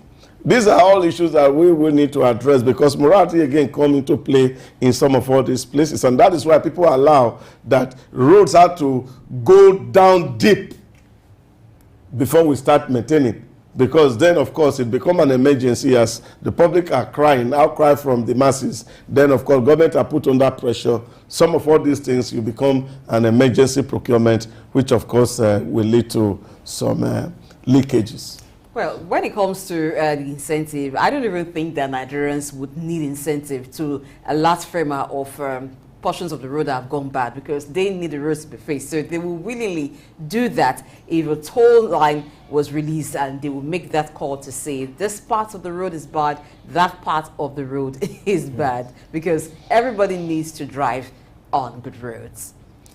All right, that's all. We'll bring to an end the discussion on road transport today. Thank you very much, Dausa Osamaze, for your thoughts on the issues discussed today. They've been very, very valuable. All my pleasure. I hope that we can begin to hold contractors accountable so that we can have cleaner road to drive and reduce cost of logistics, and thereby also reduce the cost of living for the average Nigerian.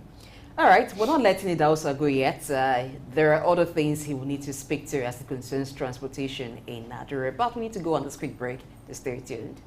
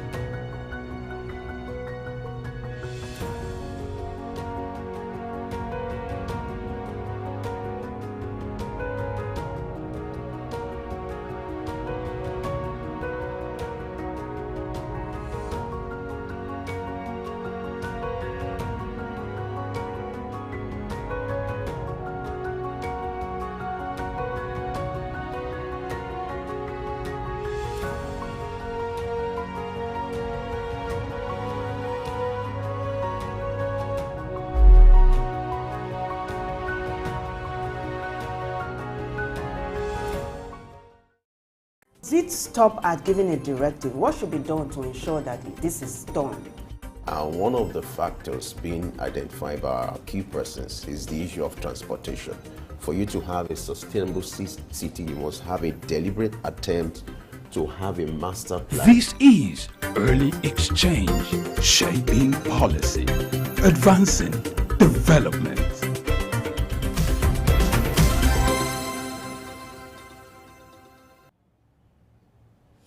Thank you for staying with us on Early Exchange. The discussion today centers around transportation in Nigeria. We've looked at road transport. Let's take a look now at rail transport in Nigeria, which dates back to a very long time, even pre-colonial era. There have been the use of rail train transportation in Nigeria from that time.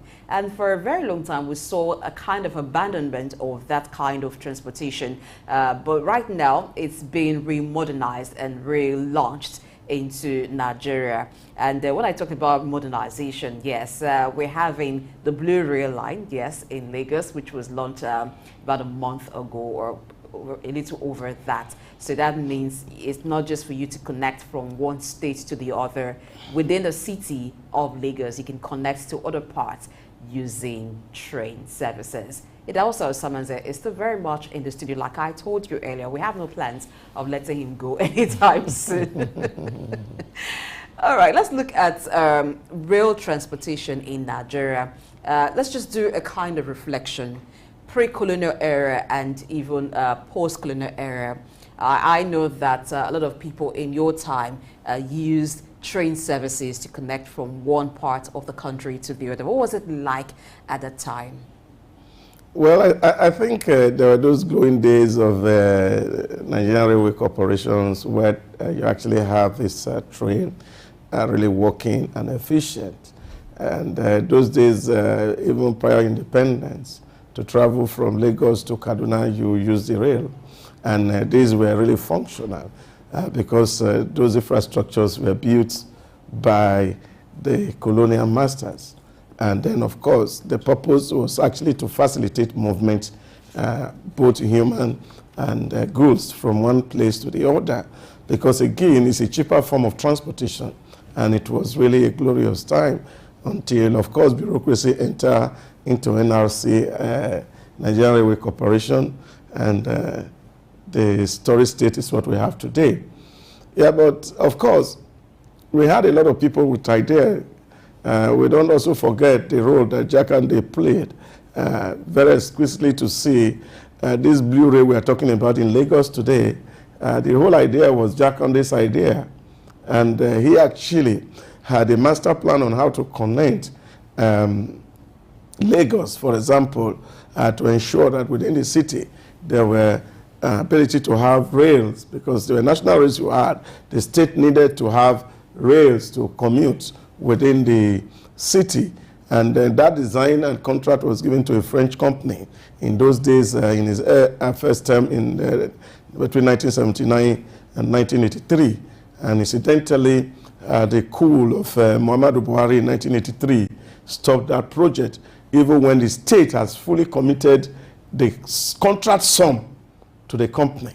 And of course, when it was aborted and all the constitution suspended and all the activities were suspended, it was only the French company that benefited, because they have received the money and then, of course, made claim on Lagos State because of the breach of contract, which, of course, resulted from the military junta takeover of governance in Nigeria at that time.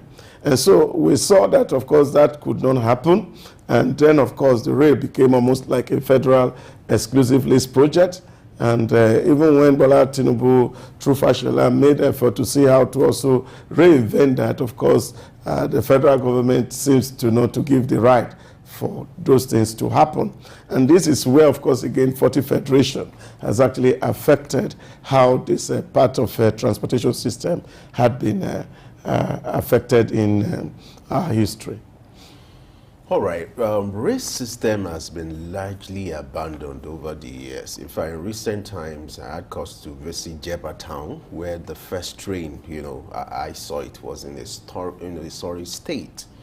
What do you think is responsible for this neglect over the years? Well, it's the same thing that has happened to all critical assets of the Federation. Is it the national carrier you talked about, Nigerian Airways? Is it NITEL? Is it NEMPA? See, what has happened to the nose is what has happened to the eyes. You see, when you have a system that is built on very massive corruption by those who run it, then you don't really generate revenue, because these things are not supposed to be social service, as it were, completely, because people are paying. But you see a situation where the people who are working are circumventing the system and then sabotaging its operations. That's what you have seen.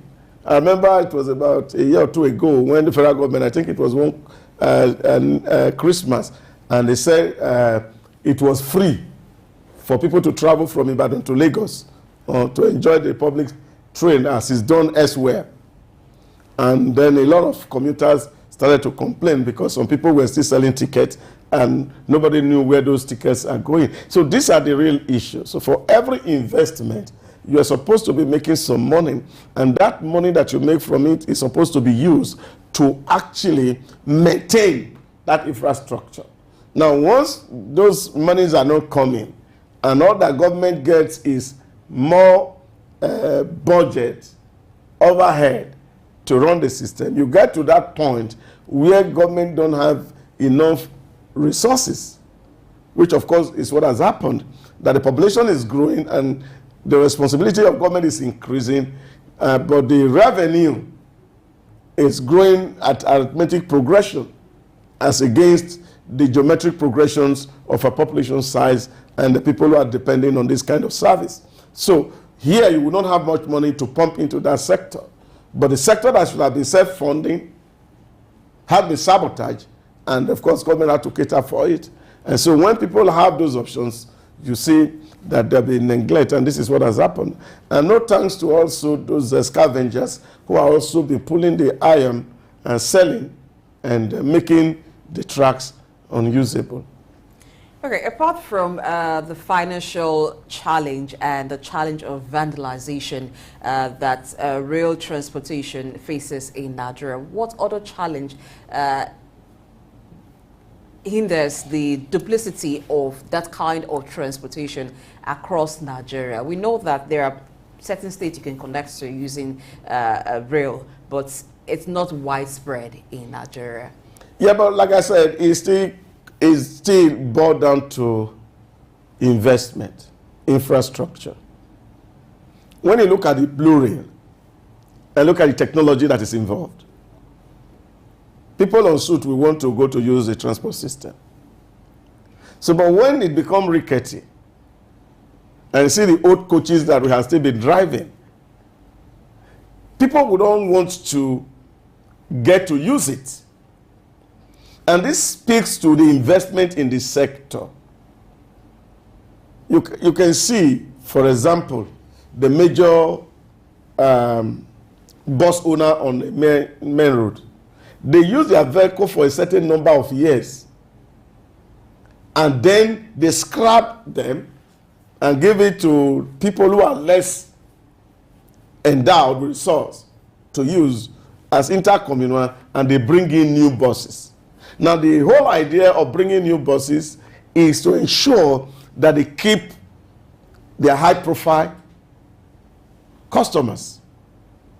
Same also will apply to the rail system. If you have good coaches, modern-day built coaches on the track, people want to use it.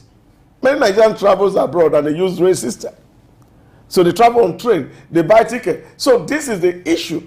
But again, connectivity is important. If you go to Paris, you can actually take a train from the airport to wherever destination you are going to. They are connected to, they are linked. Same in the UAE. It's same. Everywhere you go in the world, the train system is connected to the airport, connected to seaport. And then it's linked up the entire society. And this is why we are hoping that the master plan of this new regime of having a coastal line that will connect Lagos, for example, to Port Harcourt, Warri, through the coastal line, which of course is estimated that people can travel from Port Harcourt to Lagos in 3 hours. If it works, nobody want to be on the road. Everybody want to use the rail system. But investment in that system is critical for it to actually be effective, for it to be sustainable. But it's not one-off investment, because as technology is changing overboard, then of course the nation must be able to ensure that investment in that sector is bringing and yielding returns that we can use in really modernizing the system as technology improves. So talking about investment, will a public-private partnership work? And what will be the benefits for the private investor? Oh, it works great. Why wouldn't it work? If it works in another sector, it will work. It's just ticketing. Take, for example, at the commissioning of the Blue Rail the other day, the Lagos government is expecting that maybe over 30,000 people will be commuted on that transport in a month. Now, if you have 30,000 people moving on that track, they are using their ticket. If, as they currently sell at 700, you see, so this can be shared between the state and the private investors, and they will make more huge money out of it if the collection system is foolproof. In other words, people are not able to access the track without their cards. So with the card system giving you access, which means no matter how important that you are able to pay to use the service.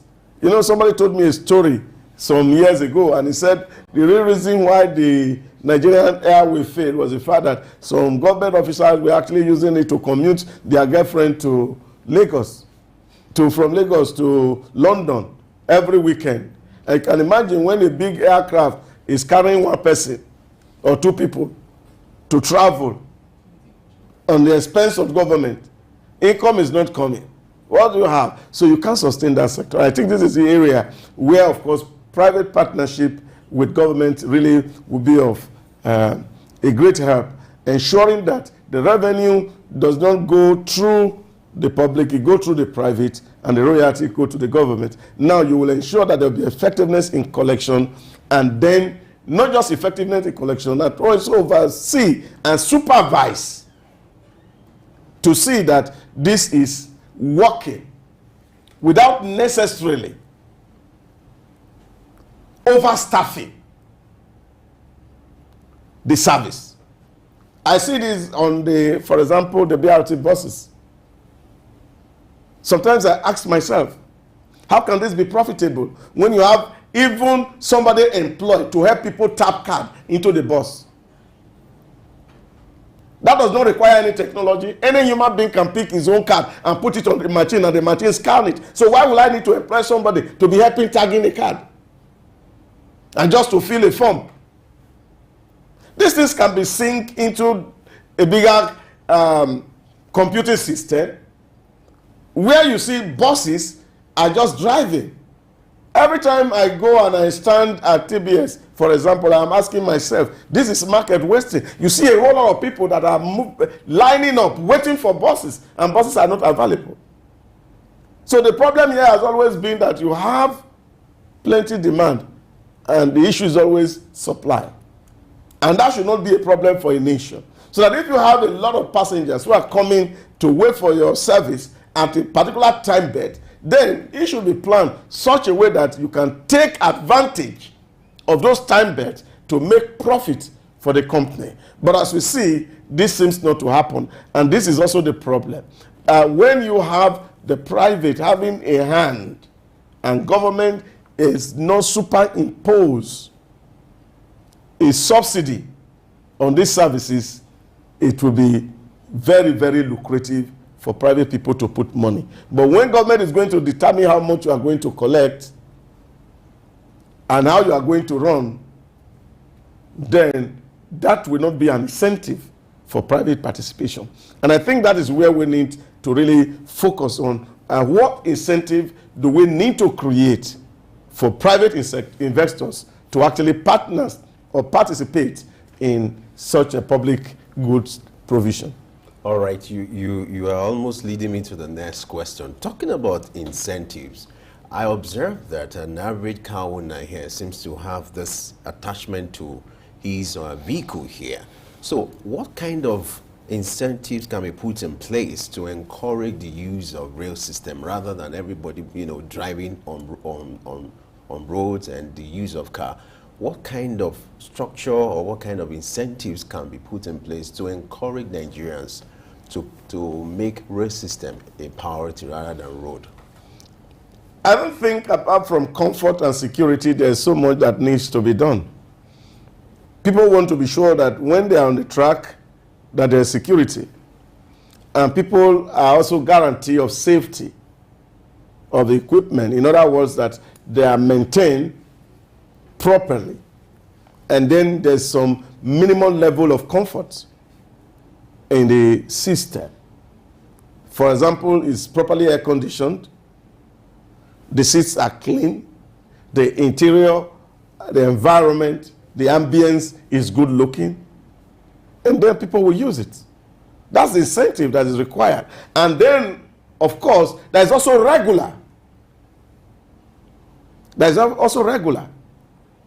You go to some train station and you see the alarm and tell you in 10 minutes a train will be here. And 10 minutes on the dot you will see the train come. Now this is also very important for commuter, that if I'm going to use the system, will it be reliable for travel? Sometimes you want to move from Lagos Island using the BRT, for example, and to go to the mainland. You have to stay 1 hour on the queue to get a bus to sit or stand. That's it, it's incentive. So if I have my money, I won't go and stay on that queue.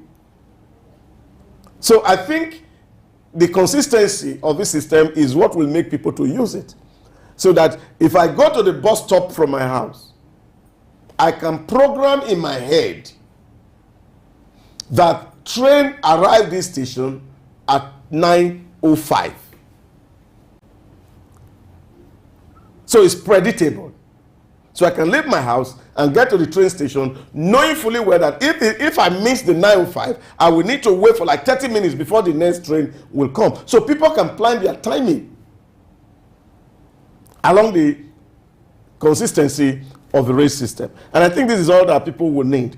So apart from the fact that you are providing security, there's some measure of comfort in the facility, there's safety on it, and then of course the timeliness will be a huge incentive and people will be ready to pay for the service. Okay, we already know that train services exist to convey passengers from one place to the other, but what about cargo? Are we using the train services that we have now largely for cargo as well? Yeah, but it's same issues. The connectivity is also a matter. And this is why, of course, you see, like I said, in most places, you see there's a connect between the airport, there's a connect between the seaport. Now, you also have cargo train, just as you have cargo airlines. You have logistic trucks and vehicles that convey goods. So there are some that are built purposely to carry products from one point to another for the distribution. And the whole idea is to see how you can drive down the cost of logistics if people use this facility. Let's look at the issue of funding, because that's critical. For this infrastructure to be provided, the funds must be available. And you also alluded to the fact that, even regions or at the state level, there should be, connectivity when it comes to rail system. How do we address this issue of lack of funds, especially on the part of state government who actually want to embark on this project? What options are available for them to be able to manage this challenge? Well, I think, again, one thing that we can also do is mobilizing funds that people who are contiguous can actually pull resources together to grow this infrastructure. Take, for example, you can see Edo, Bayelsa, Delta, Kogi, for example, putting resources together to build a common line that cuts across and they sit down together and design this program to connect their multiple states. So they pull resources together to build this infrastructure, and everybody taking their toll of getting their revenue from the services. This is possible. So I think apart from having private people participating, states can actually also invest, because it will be like a source of revenue for them. So it's important. But by and large, there are a lot of funds out there that can be accessed by states when the right investment climate is created by the governing states for such fund to flow in, which for us has been the really big issues in the last 8 years, that a lot of people who put money in the economy had difficulty repatriating their legitimate funds. So if this is a problem, you can't expect another person to come and put money. So once you don't create that ecosystem that will make for investment, inflow of investment, and then outflow or repatriation of profits, you won't see big people play in these critical sectors. Okay, let's look at protection of the real assets. You've mentioned earlier how sometimes the rail lines are vandalized. So what can be done to protect it, to ensure that there's security along the rail tracks? Well, I also see that what other people have done is they have actually done a lot of investment, even in fencing the facilities in some places to prevent access by miscreants. Now, if the service is functional, vandalization will be the least option, except that you have signed a suicide note. The real problem is that the facilities are not functional. This is the real issue. But again, like he said, not just the rail, even including the road transportation. And I think government must also invest in technology that can monitor these services and to see that we are able to use technology to drive security in our system. We don't need to use manpower every time. There's a whole lot we can do with security. With satellite images, you can see what's happening at a very specific places. And then it is easy for you to make scapegoat out of people who are doing those vandalism. And once people know that they are watched, of course, the motivation to crime will reduce. But when the service is not in use, then it is easy for people to vandalize the service. All right, we'll take a breather now, and when we return, our conversation on rail system will commence. Stay with us.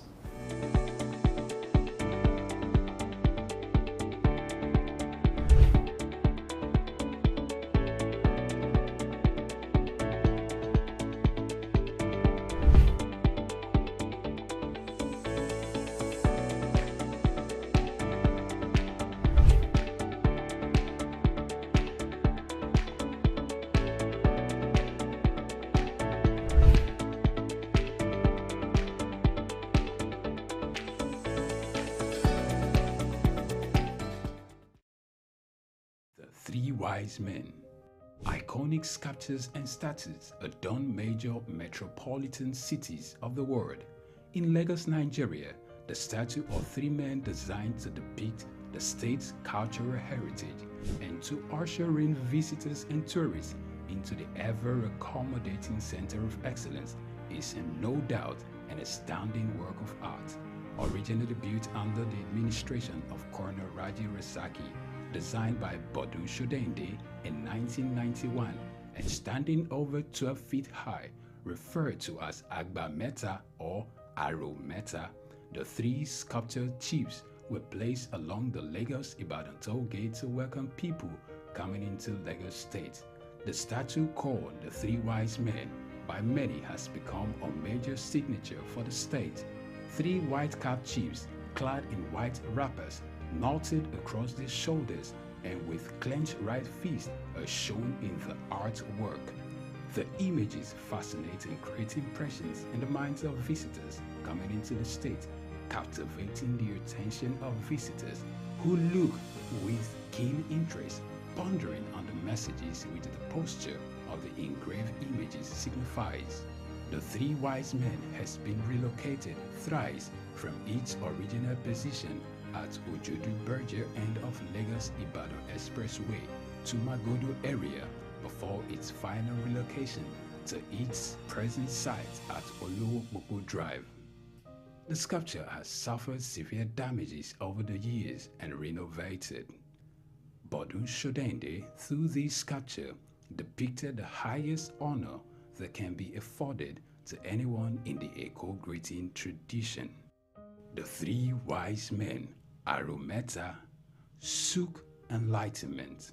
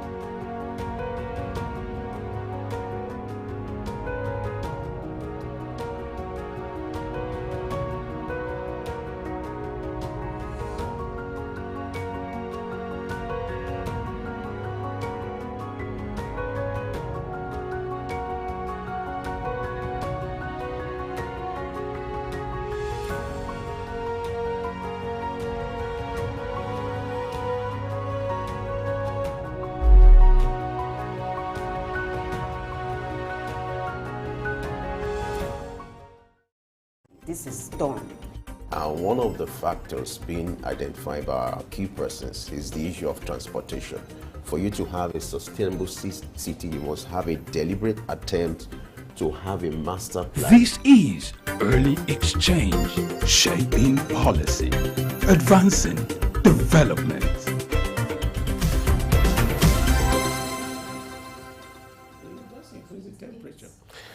It's early exchange, and the conversation is getting better and even getting more interesting. And that's why you're having that discussion in the background. It's getting more interesting. All right, we're still looking at race system in Nigeria, and good news, Idauza is still here with us. Idauza, glad to have you join us once again. Always my pleasure to be here. All right, let's look at this issue of ticket racketeering, touting at the, when it comes to race system in Nigeria. You see the issue of ticketing, racketeering, it's very common. What can be done to ensure that we don't have this kind of practice? When you go to other climes, to civilized nations, you hardly see things like this. How do we stop this practice around here? Well, again, it's a failure to adopt technology. And I don't think there's anywhere in the world people are still using ticketing. Everybody is using card, bus card, rate card.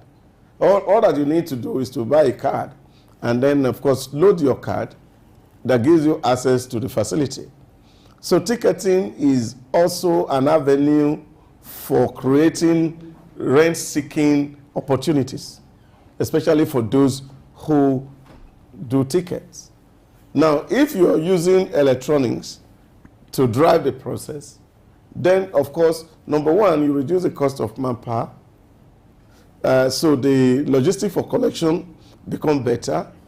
Number two, you also ensure that you get the real value for the services that is rendered. Now, if you are ticketing, the person who is selling the ticket is the one telling you whether there's tickets or no tickets available. And you see this happen even on our local flights, where some certain seats are reserved by the ticketing authorities or officers. May not be known to the airline, may not be known to the managers of the track system. All that they are simply trying to do is that they know that there are people who get crashed on journeys. And so when they come, they can sell those tickets on premium. It's not as if the excess is going to the company or the business. The excess is going into the private pocket of the individual. So when you do this, you create a room for rent seeking. And this is the real issue. And I think that we should be able to get over some of all these things. Take, for example, I load my card, my carry card. That's my bus card. Take me from one place to the other. If there is money on my card, as I tap in, then I gain entrance. If there's no money, I sit down.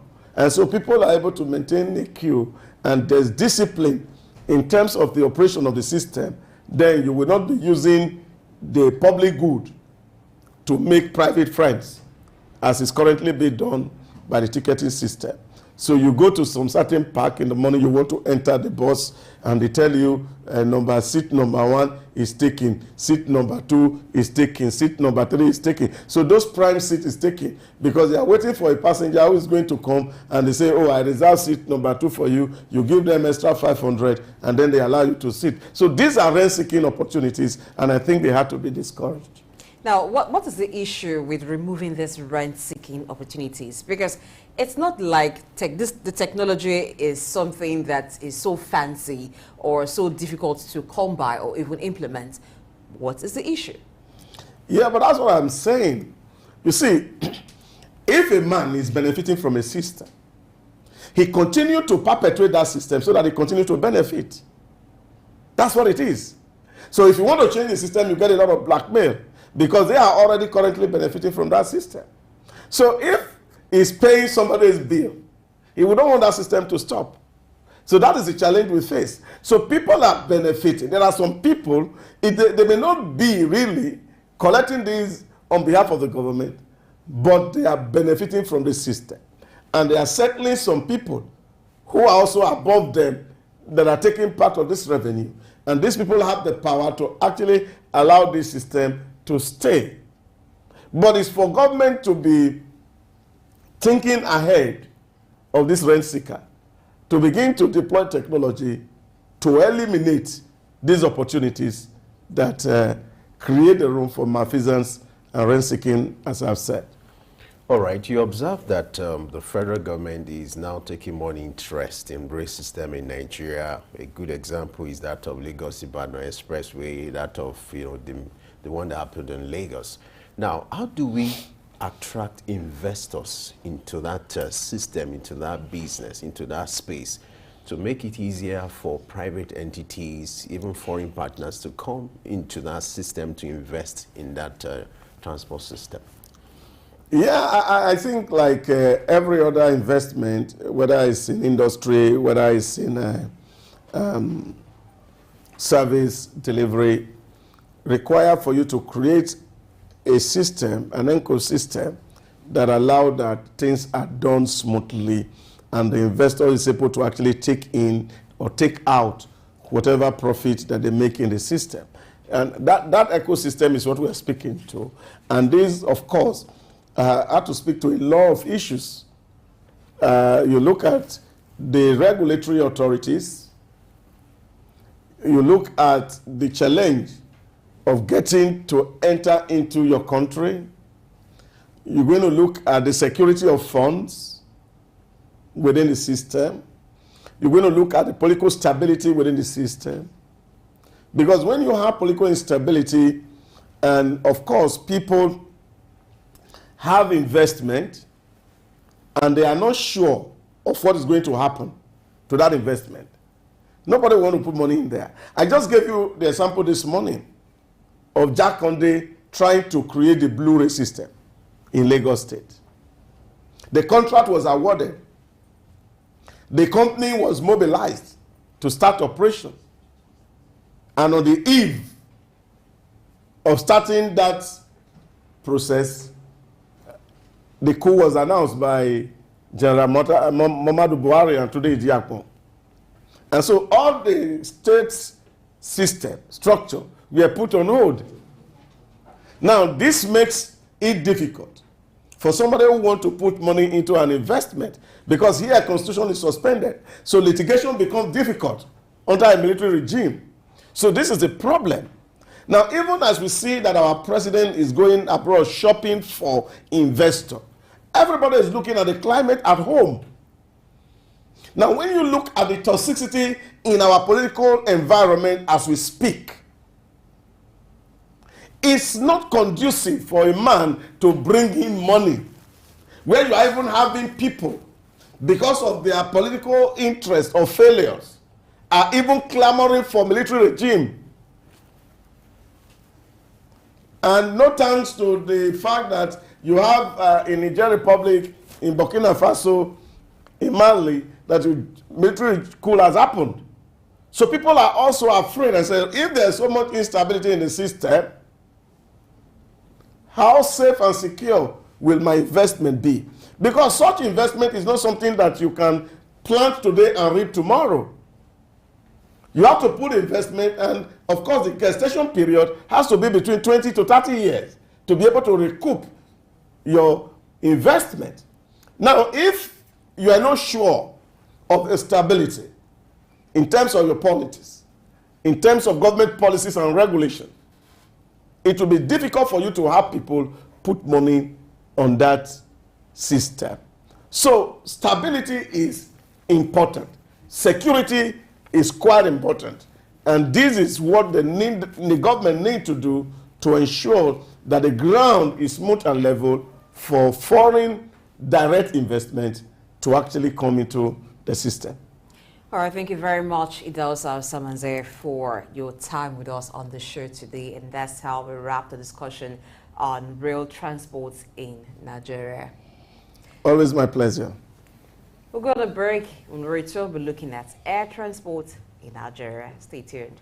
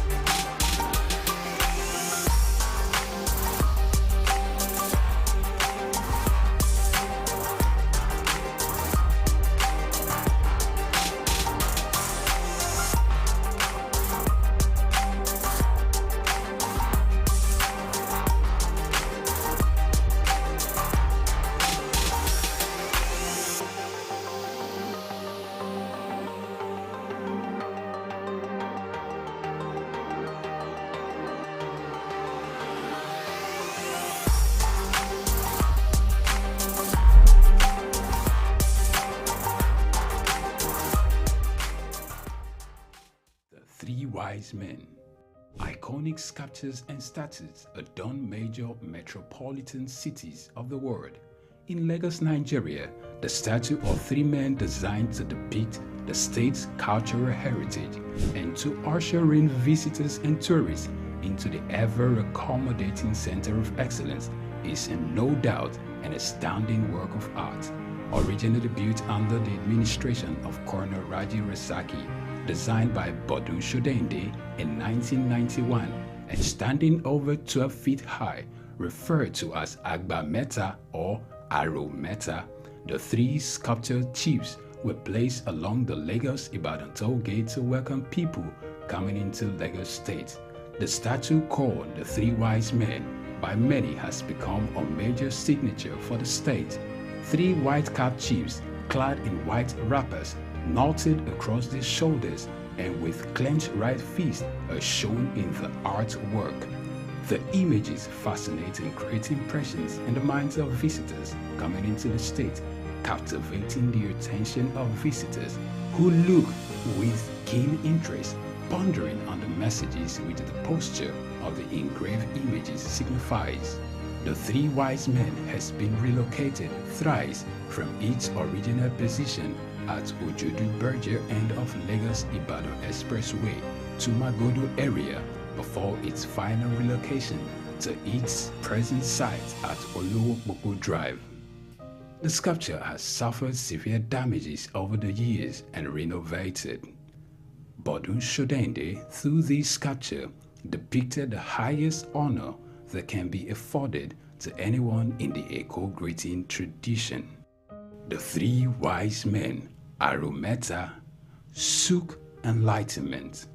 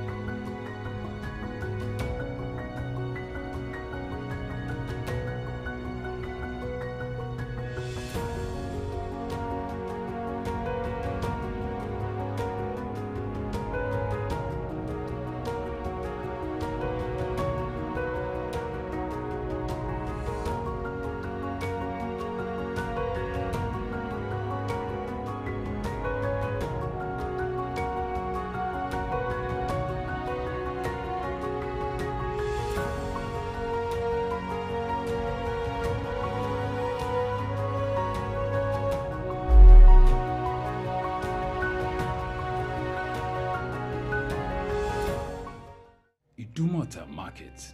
Eko Idumota, once a residential neighborhood, is home to Idumota Market located on Lagos Island. It is one of the oldest and arguably one of the largest markets in West Africa. Idumota is a historic neighborhood adjacent to the Lagos port that facilitated the slave trade and later, under the British indirect rule, it surrounded to exports that fueled the colonial enterprise. Idumota was also the location of an armed forces remembrance cenotaph called Soja Idumota, built as a monument to Nigerian soldiers who served with the West African Frontier Force. An Eyo Masquerade statue and a clock tower are also some monuments at Idumota. Idumota Market is so popular that large sales are recorded as early as factors being identified by our key persons is the issue of transportation. For you to have a sustainable city, you must have a deliberate attempt to have a master plan. This is early exchange, shaping policy, advancing development.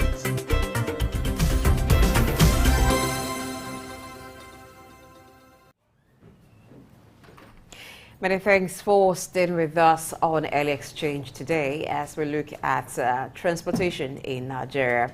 Yes, haven't talked about rail transport and road transport. What next, of course, is air transport. So let's look at the aviation sector in Nigeria. Joining us to look at this is Sam Oroji, who is Director, Research Policy and Development from Wash Limited, owners of Sook News and, of course, Wash Radio. Good morning, sir. Good morning, Blessing. Thank you for having me.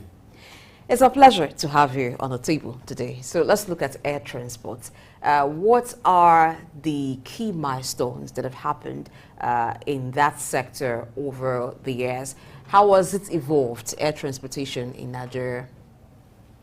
All right, from a policy perspective, the National Transport Policy was initiated in 1965. We had another one in 1973, and the last one we have is 2008.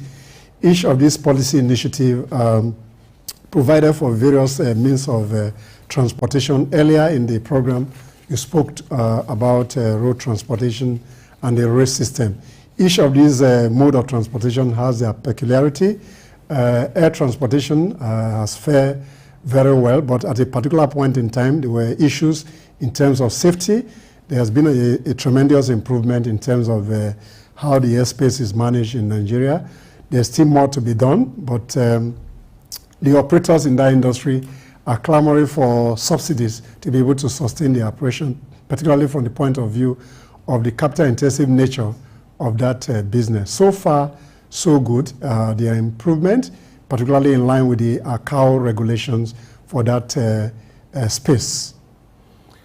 How will you assess the patronage in recent times? You know, at a point there was safety concerns, but in recent times we seem not to have casualties. So how will you assess, you know, the level of patronage when it comes to that particular sector? The level of patronage has improved tremendously, but the only critical problem in that sector, the fares have gone up astronomically to the extent that so many people cannot even afford air travel. But in terms of the safety of the airspace, we have done remarkably well in recent time. Improvements are being made in terms of even the facilities at the airport. There are improvements. I think the airports are recalibrated in line with global best practices, and those environments have become more better than the way they were. On the other hand, there are challenges. Some people are clamoring for a national carrier. Whether there's a need for a national carrier, I think that's a different conversation entirely. But I think, by and large, there's a greater improvement in that space. All right, let's look at the traffic situation of the airports. We have airports providing local, that is domestic flights and international flights in Nigeria. But we have about maybe just 3 specific international airports in Nigeria, even though we have some other airports named international airports, but we don't actually have those kind of services provided there, which increases the traffic that we see in airports, international airports such as the Lagos International Airport, the Nnamdi Azikiwe International Airport in Abuja, and then the Port Harcourt Airport. Now, how can we ensure that there's maybe not even, but at least there's a good spread of the traffic to other airports, upgrading the infrastructure, upgrading the standards of the airports we have in Nigeria to international standards? I think beyond the 3 airports you just mentioned, the other international airports that cater for the needs of, if you talk about the popularity and the volume of passengers on specific routes, then those key ones that you just mentioned are there. The other ones, Kano has that kind of status. The other airports that has this kind of status as well. I think Asaba recently had that kind of status as well. So what is key is the volume of passengers that use those routes. But then there's a need to improve. But you know that venture is very expensive.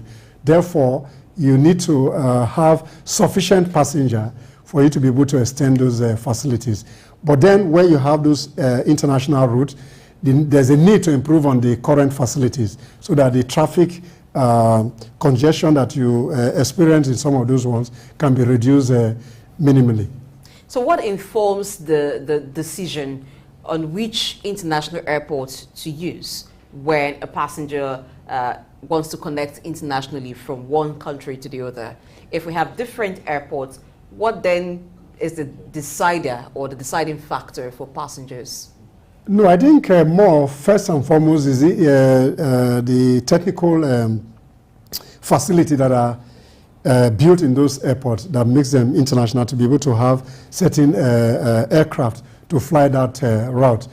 On the other hand, I think Port Harcourt, Lagos, and Abuja seems to be a kind of airport destinations for those who fly outside the country. So to that extent, it's important that the government needs to expand the route, but what is key is that those who are operating in those, is it commercially viable for them to go to those other routes? Those are the issues.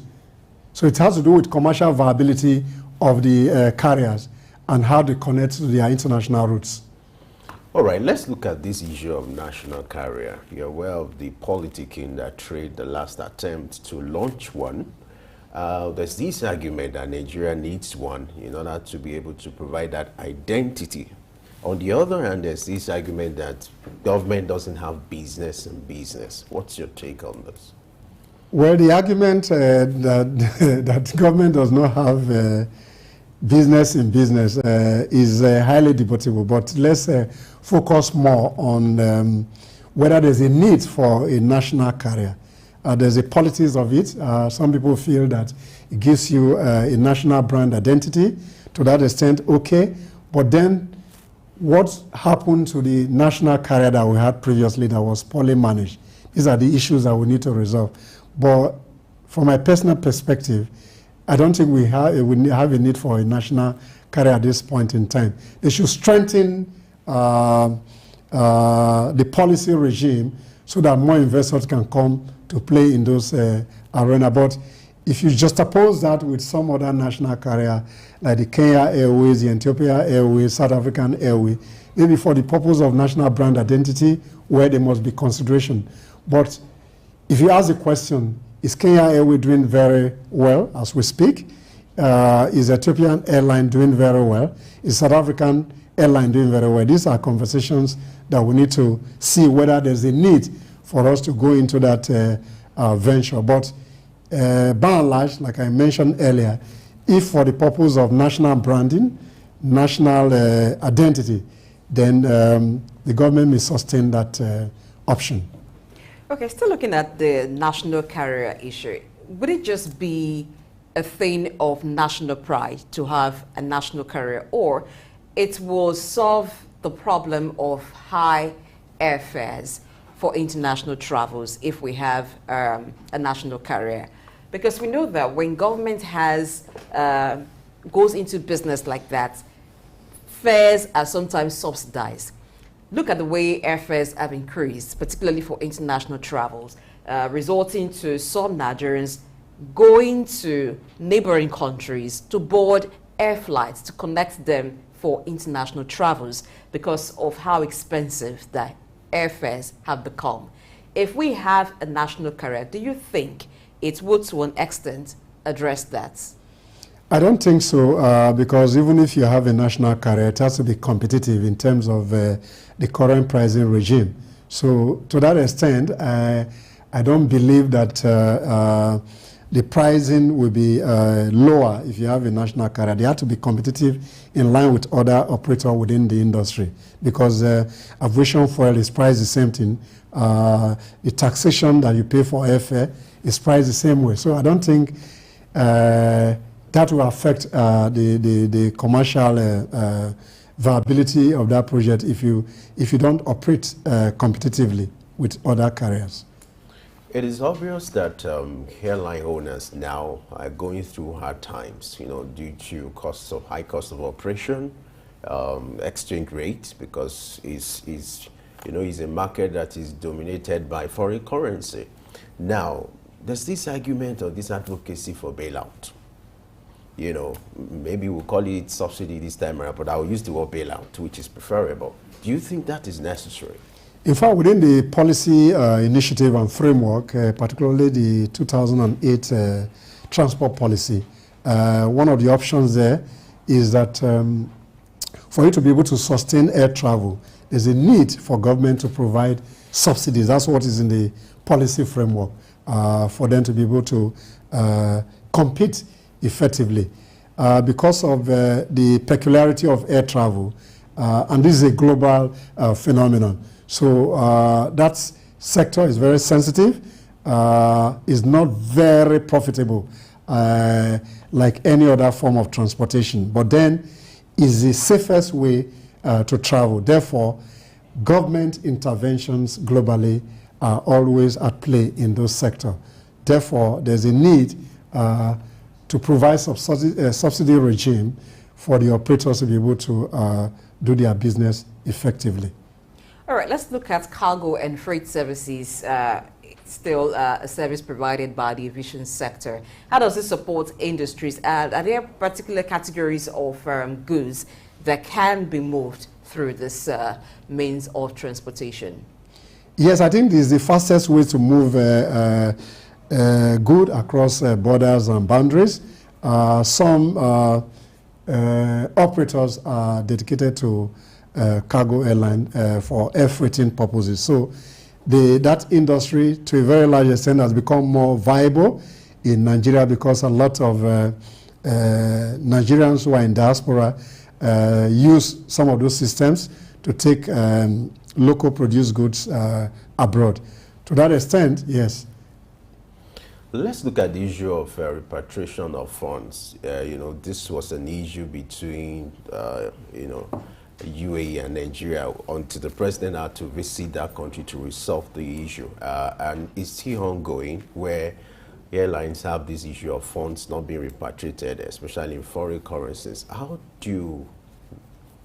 did we get here? And then what can be done to ensure that this issue is being tackled? I think the government has to take that issues very seriously, particularly from the point of view of a scenario where you want to get foreign direct investment. And once people come to invest in your country and they are not able to repatriate their fund, then it becomes a challenge to get new investors.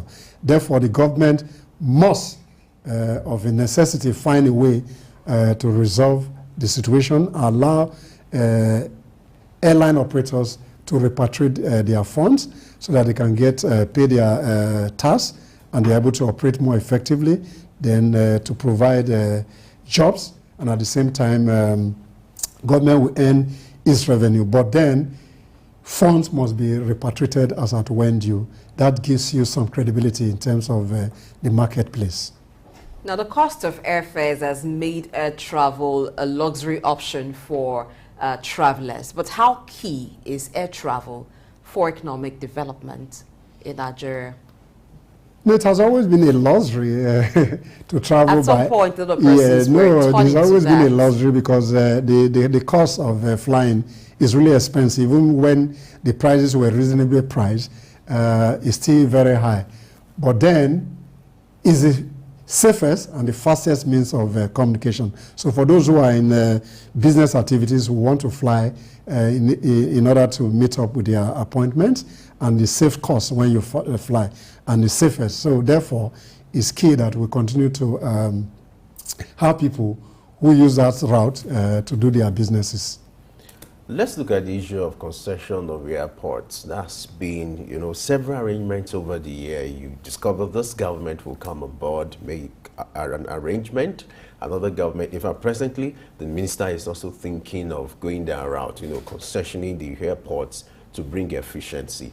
What will you expect to be, brought into that kind of agreement? What kind of level of transparency and standard would you expect from that kind of private partnership? A private-public partnership is always a major driver in air transportation. Even the UK, where you have established systems, some of the big airports are operated by private sector initiative. Therefore, concessionaire is a major contract arrangement within that air travel system. So the government must encourage and find a way to pull out in terms of airport. Once you're able to concession those airports, then service delivery efficiency is sustained. But to what extent is the PPP arrangement done in Nigeria? That's a different question entirely. So the Minister for Aviation and the Aerospace should be able to bring to bear his legal background to see how the concessional processes are done transparently and more accountable to the Nigerian public in order to safeguard the operation of that sector. Now, the Federal Airports Authority of Nigeria, FAN, is responsible for managing airports in Nigeria. Now, what would you want to see in terms of improvement in security, safety, and overall service delivery? What would you want to see done by FAN to improve the way the airports are right now? All right, first is to improve on the airport facilities first and foremost.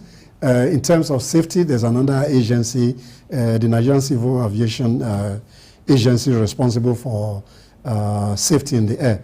But in terms of core management, they should free a lot of third-party personnel that launders around the airport. Then three, they should equally concession the service delivery to private sector initiative so that we have exceptional customer service to meet the aspirations of the flying citizen. And I think that's my personal view. They should concession more of those services. It should just be a regulatory authority so that we can get efficiency in terms of the way the airports are run. All right, let's take a shift from aviation now to maritime. Let's look at the maritime sector, maritime transportation in Nigeria.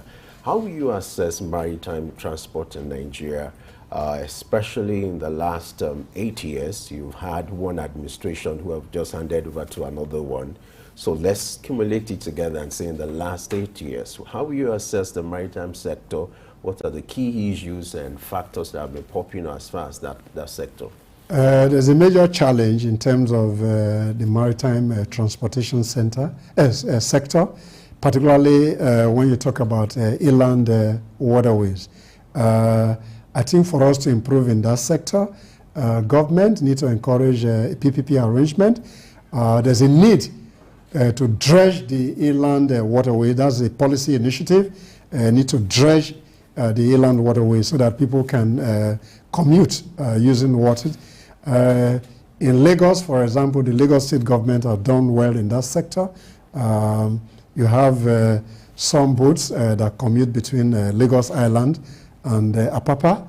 You have some that commute between Ikorodu and some other parts. So in that respect, particularly Lagos State, you're doing well, but the government need to open up the inland waterway.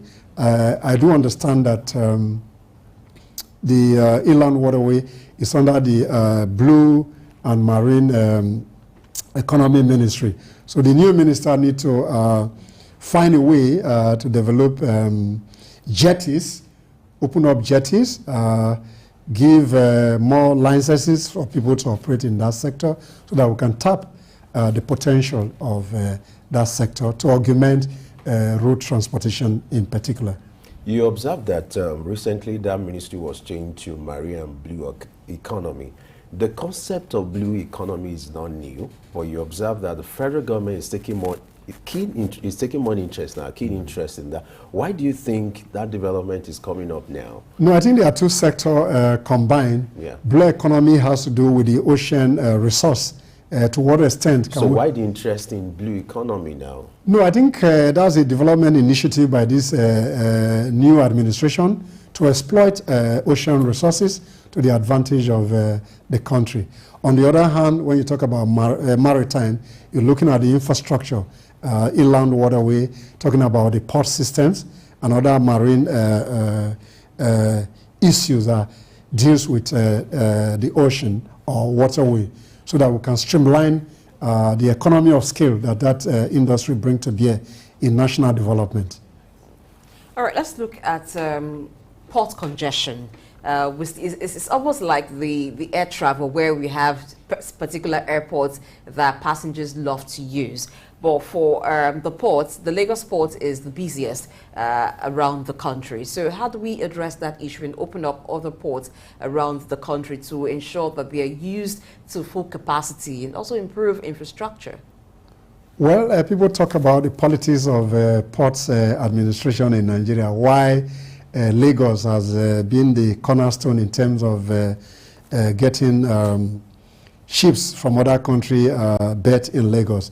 If you look at the coastal environment from Lagos up to Calabar, the other seaports. So the government needs to have a deliberate policy to decongest the Lagos port in particular, and find a way to strengthen the Warri, Sapele, Koko, Port Harcourt, and Calabar port effectively to be able to decongest the Lagos airport. So, in my view, if I was a public policy person, what needs to be done is to find a way to route shipment based on the areas of operation. So if you have big industry operating, for example, in Port Harcourt, some of those ships should be directed to Port Harcourt.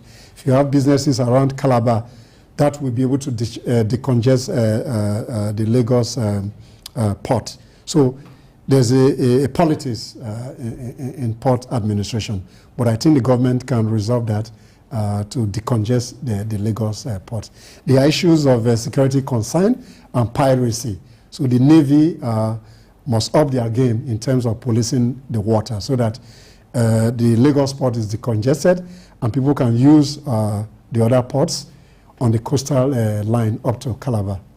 The major issue here is the high cost of doing business in these ports, especially at Papa, due to delay, congestion, and most importers or exporters prefer that of Ghana and some neighboring countries. How do we address these issues of bottleneck, inefficiency in the system leading to high cost of doing business? You have, to even access the port, the access road is bad. How do we address this inefficiency in that sector? I think, like I mentioned earlier, we need to look at the political economy of port administration.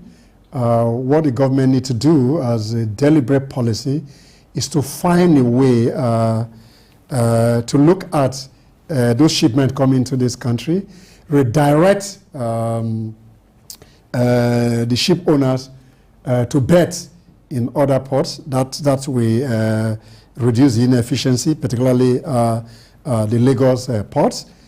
Two, you need to encourage more investment in that sector.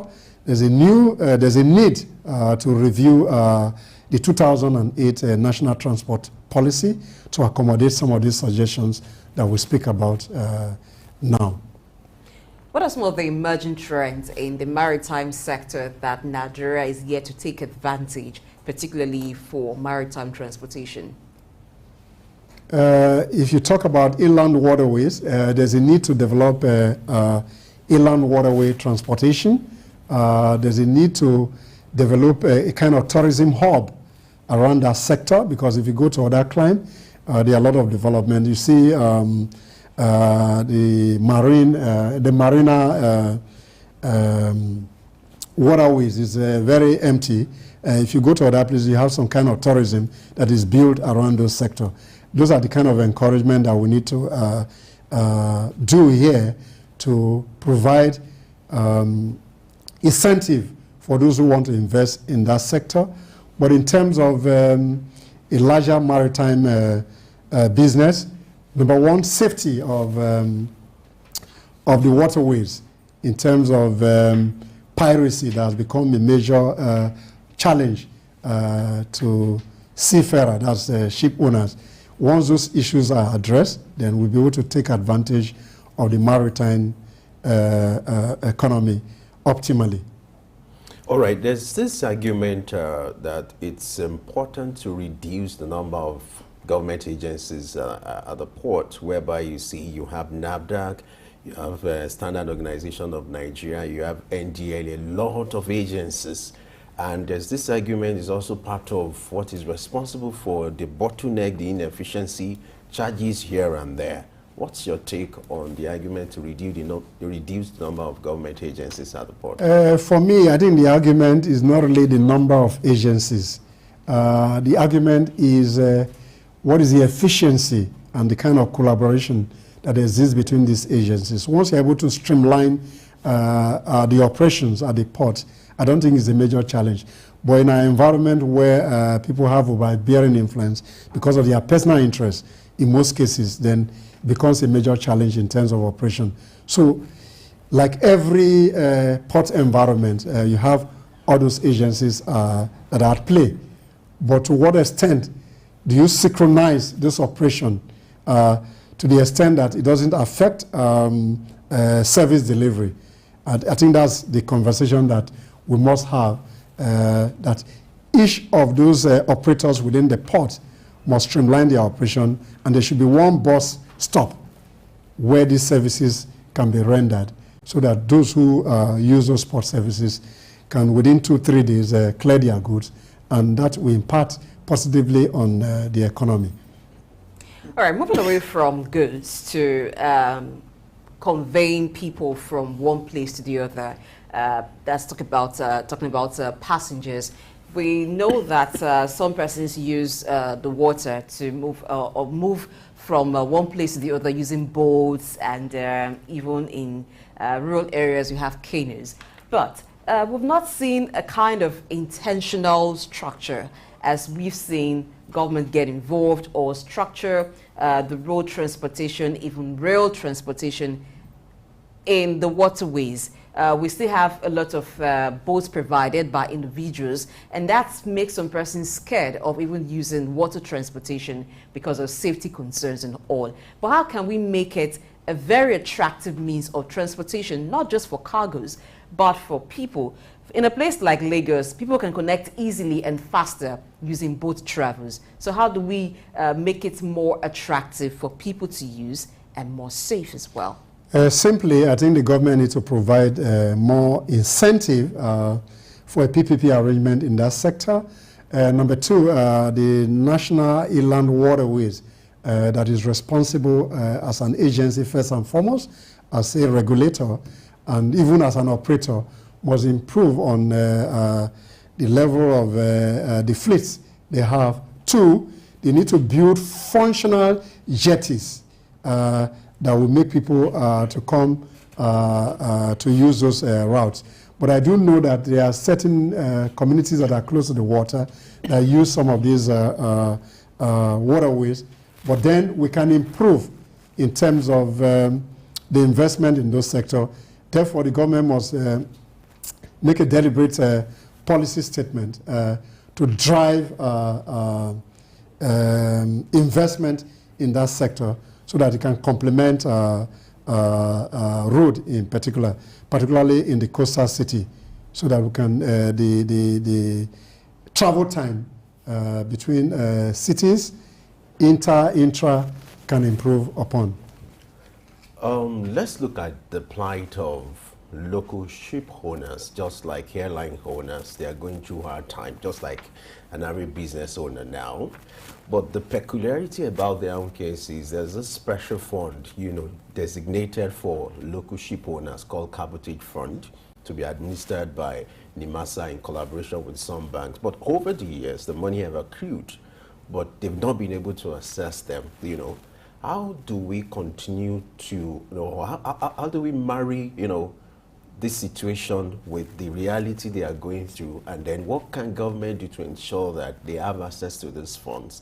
Their plight, can be made better by providing incentives for them. I think simply dialogue and a scenario where bureaucracy does not allow certain things to go. Then those who operate in that industry must provide a sufficient advocacy so that their plight in terms of the ability to access the funds is reduced. All right, thank you very much, Sam Aruji. This is where we'll draw the curtain on today's discussions on transportation in Nigeria. I haven't talked about road transportation, rail transportation, air transportation, and of course, maritime transportation. Thank you very much for your time with us today. My pleasure always, and thank you for having me. All right, before we go, here's some good news for those who love entertainment. Now, in honor of the late Fela Anikulapo Kuti, Celebration, a concert put together by the management of Freedom Park here in Lagos Island.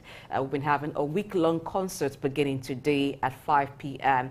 To celebrate the late musical icon who did a lot of social conscious songs.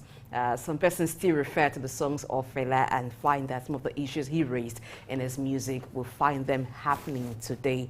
And that was his way. His music was a way of holding government accountable to ensure that the dividends of democracy, even though at the time that Fela lived, this extended democracy that we are in had not come to be at that time. So the event, there are different activities slated for the event. You're going to have artists like Yinka Davis perform and several other artists. So you can find your way there to Freedom Park and ensure that you enjoy some good music. Remember, music is food for the soul. And when your soul is in a good condition after receiving information like this from Early Exchange, and then you just find a way, you know, when you eat good food, they ask you to just bring it down with good water and good drink. That's what music will help you do, so you're better positioned to face the next day in a relaxed mode.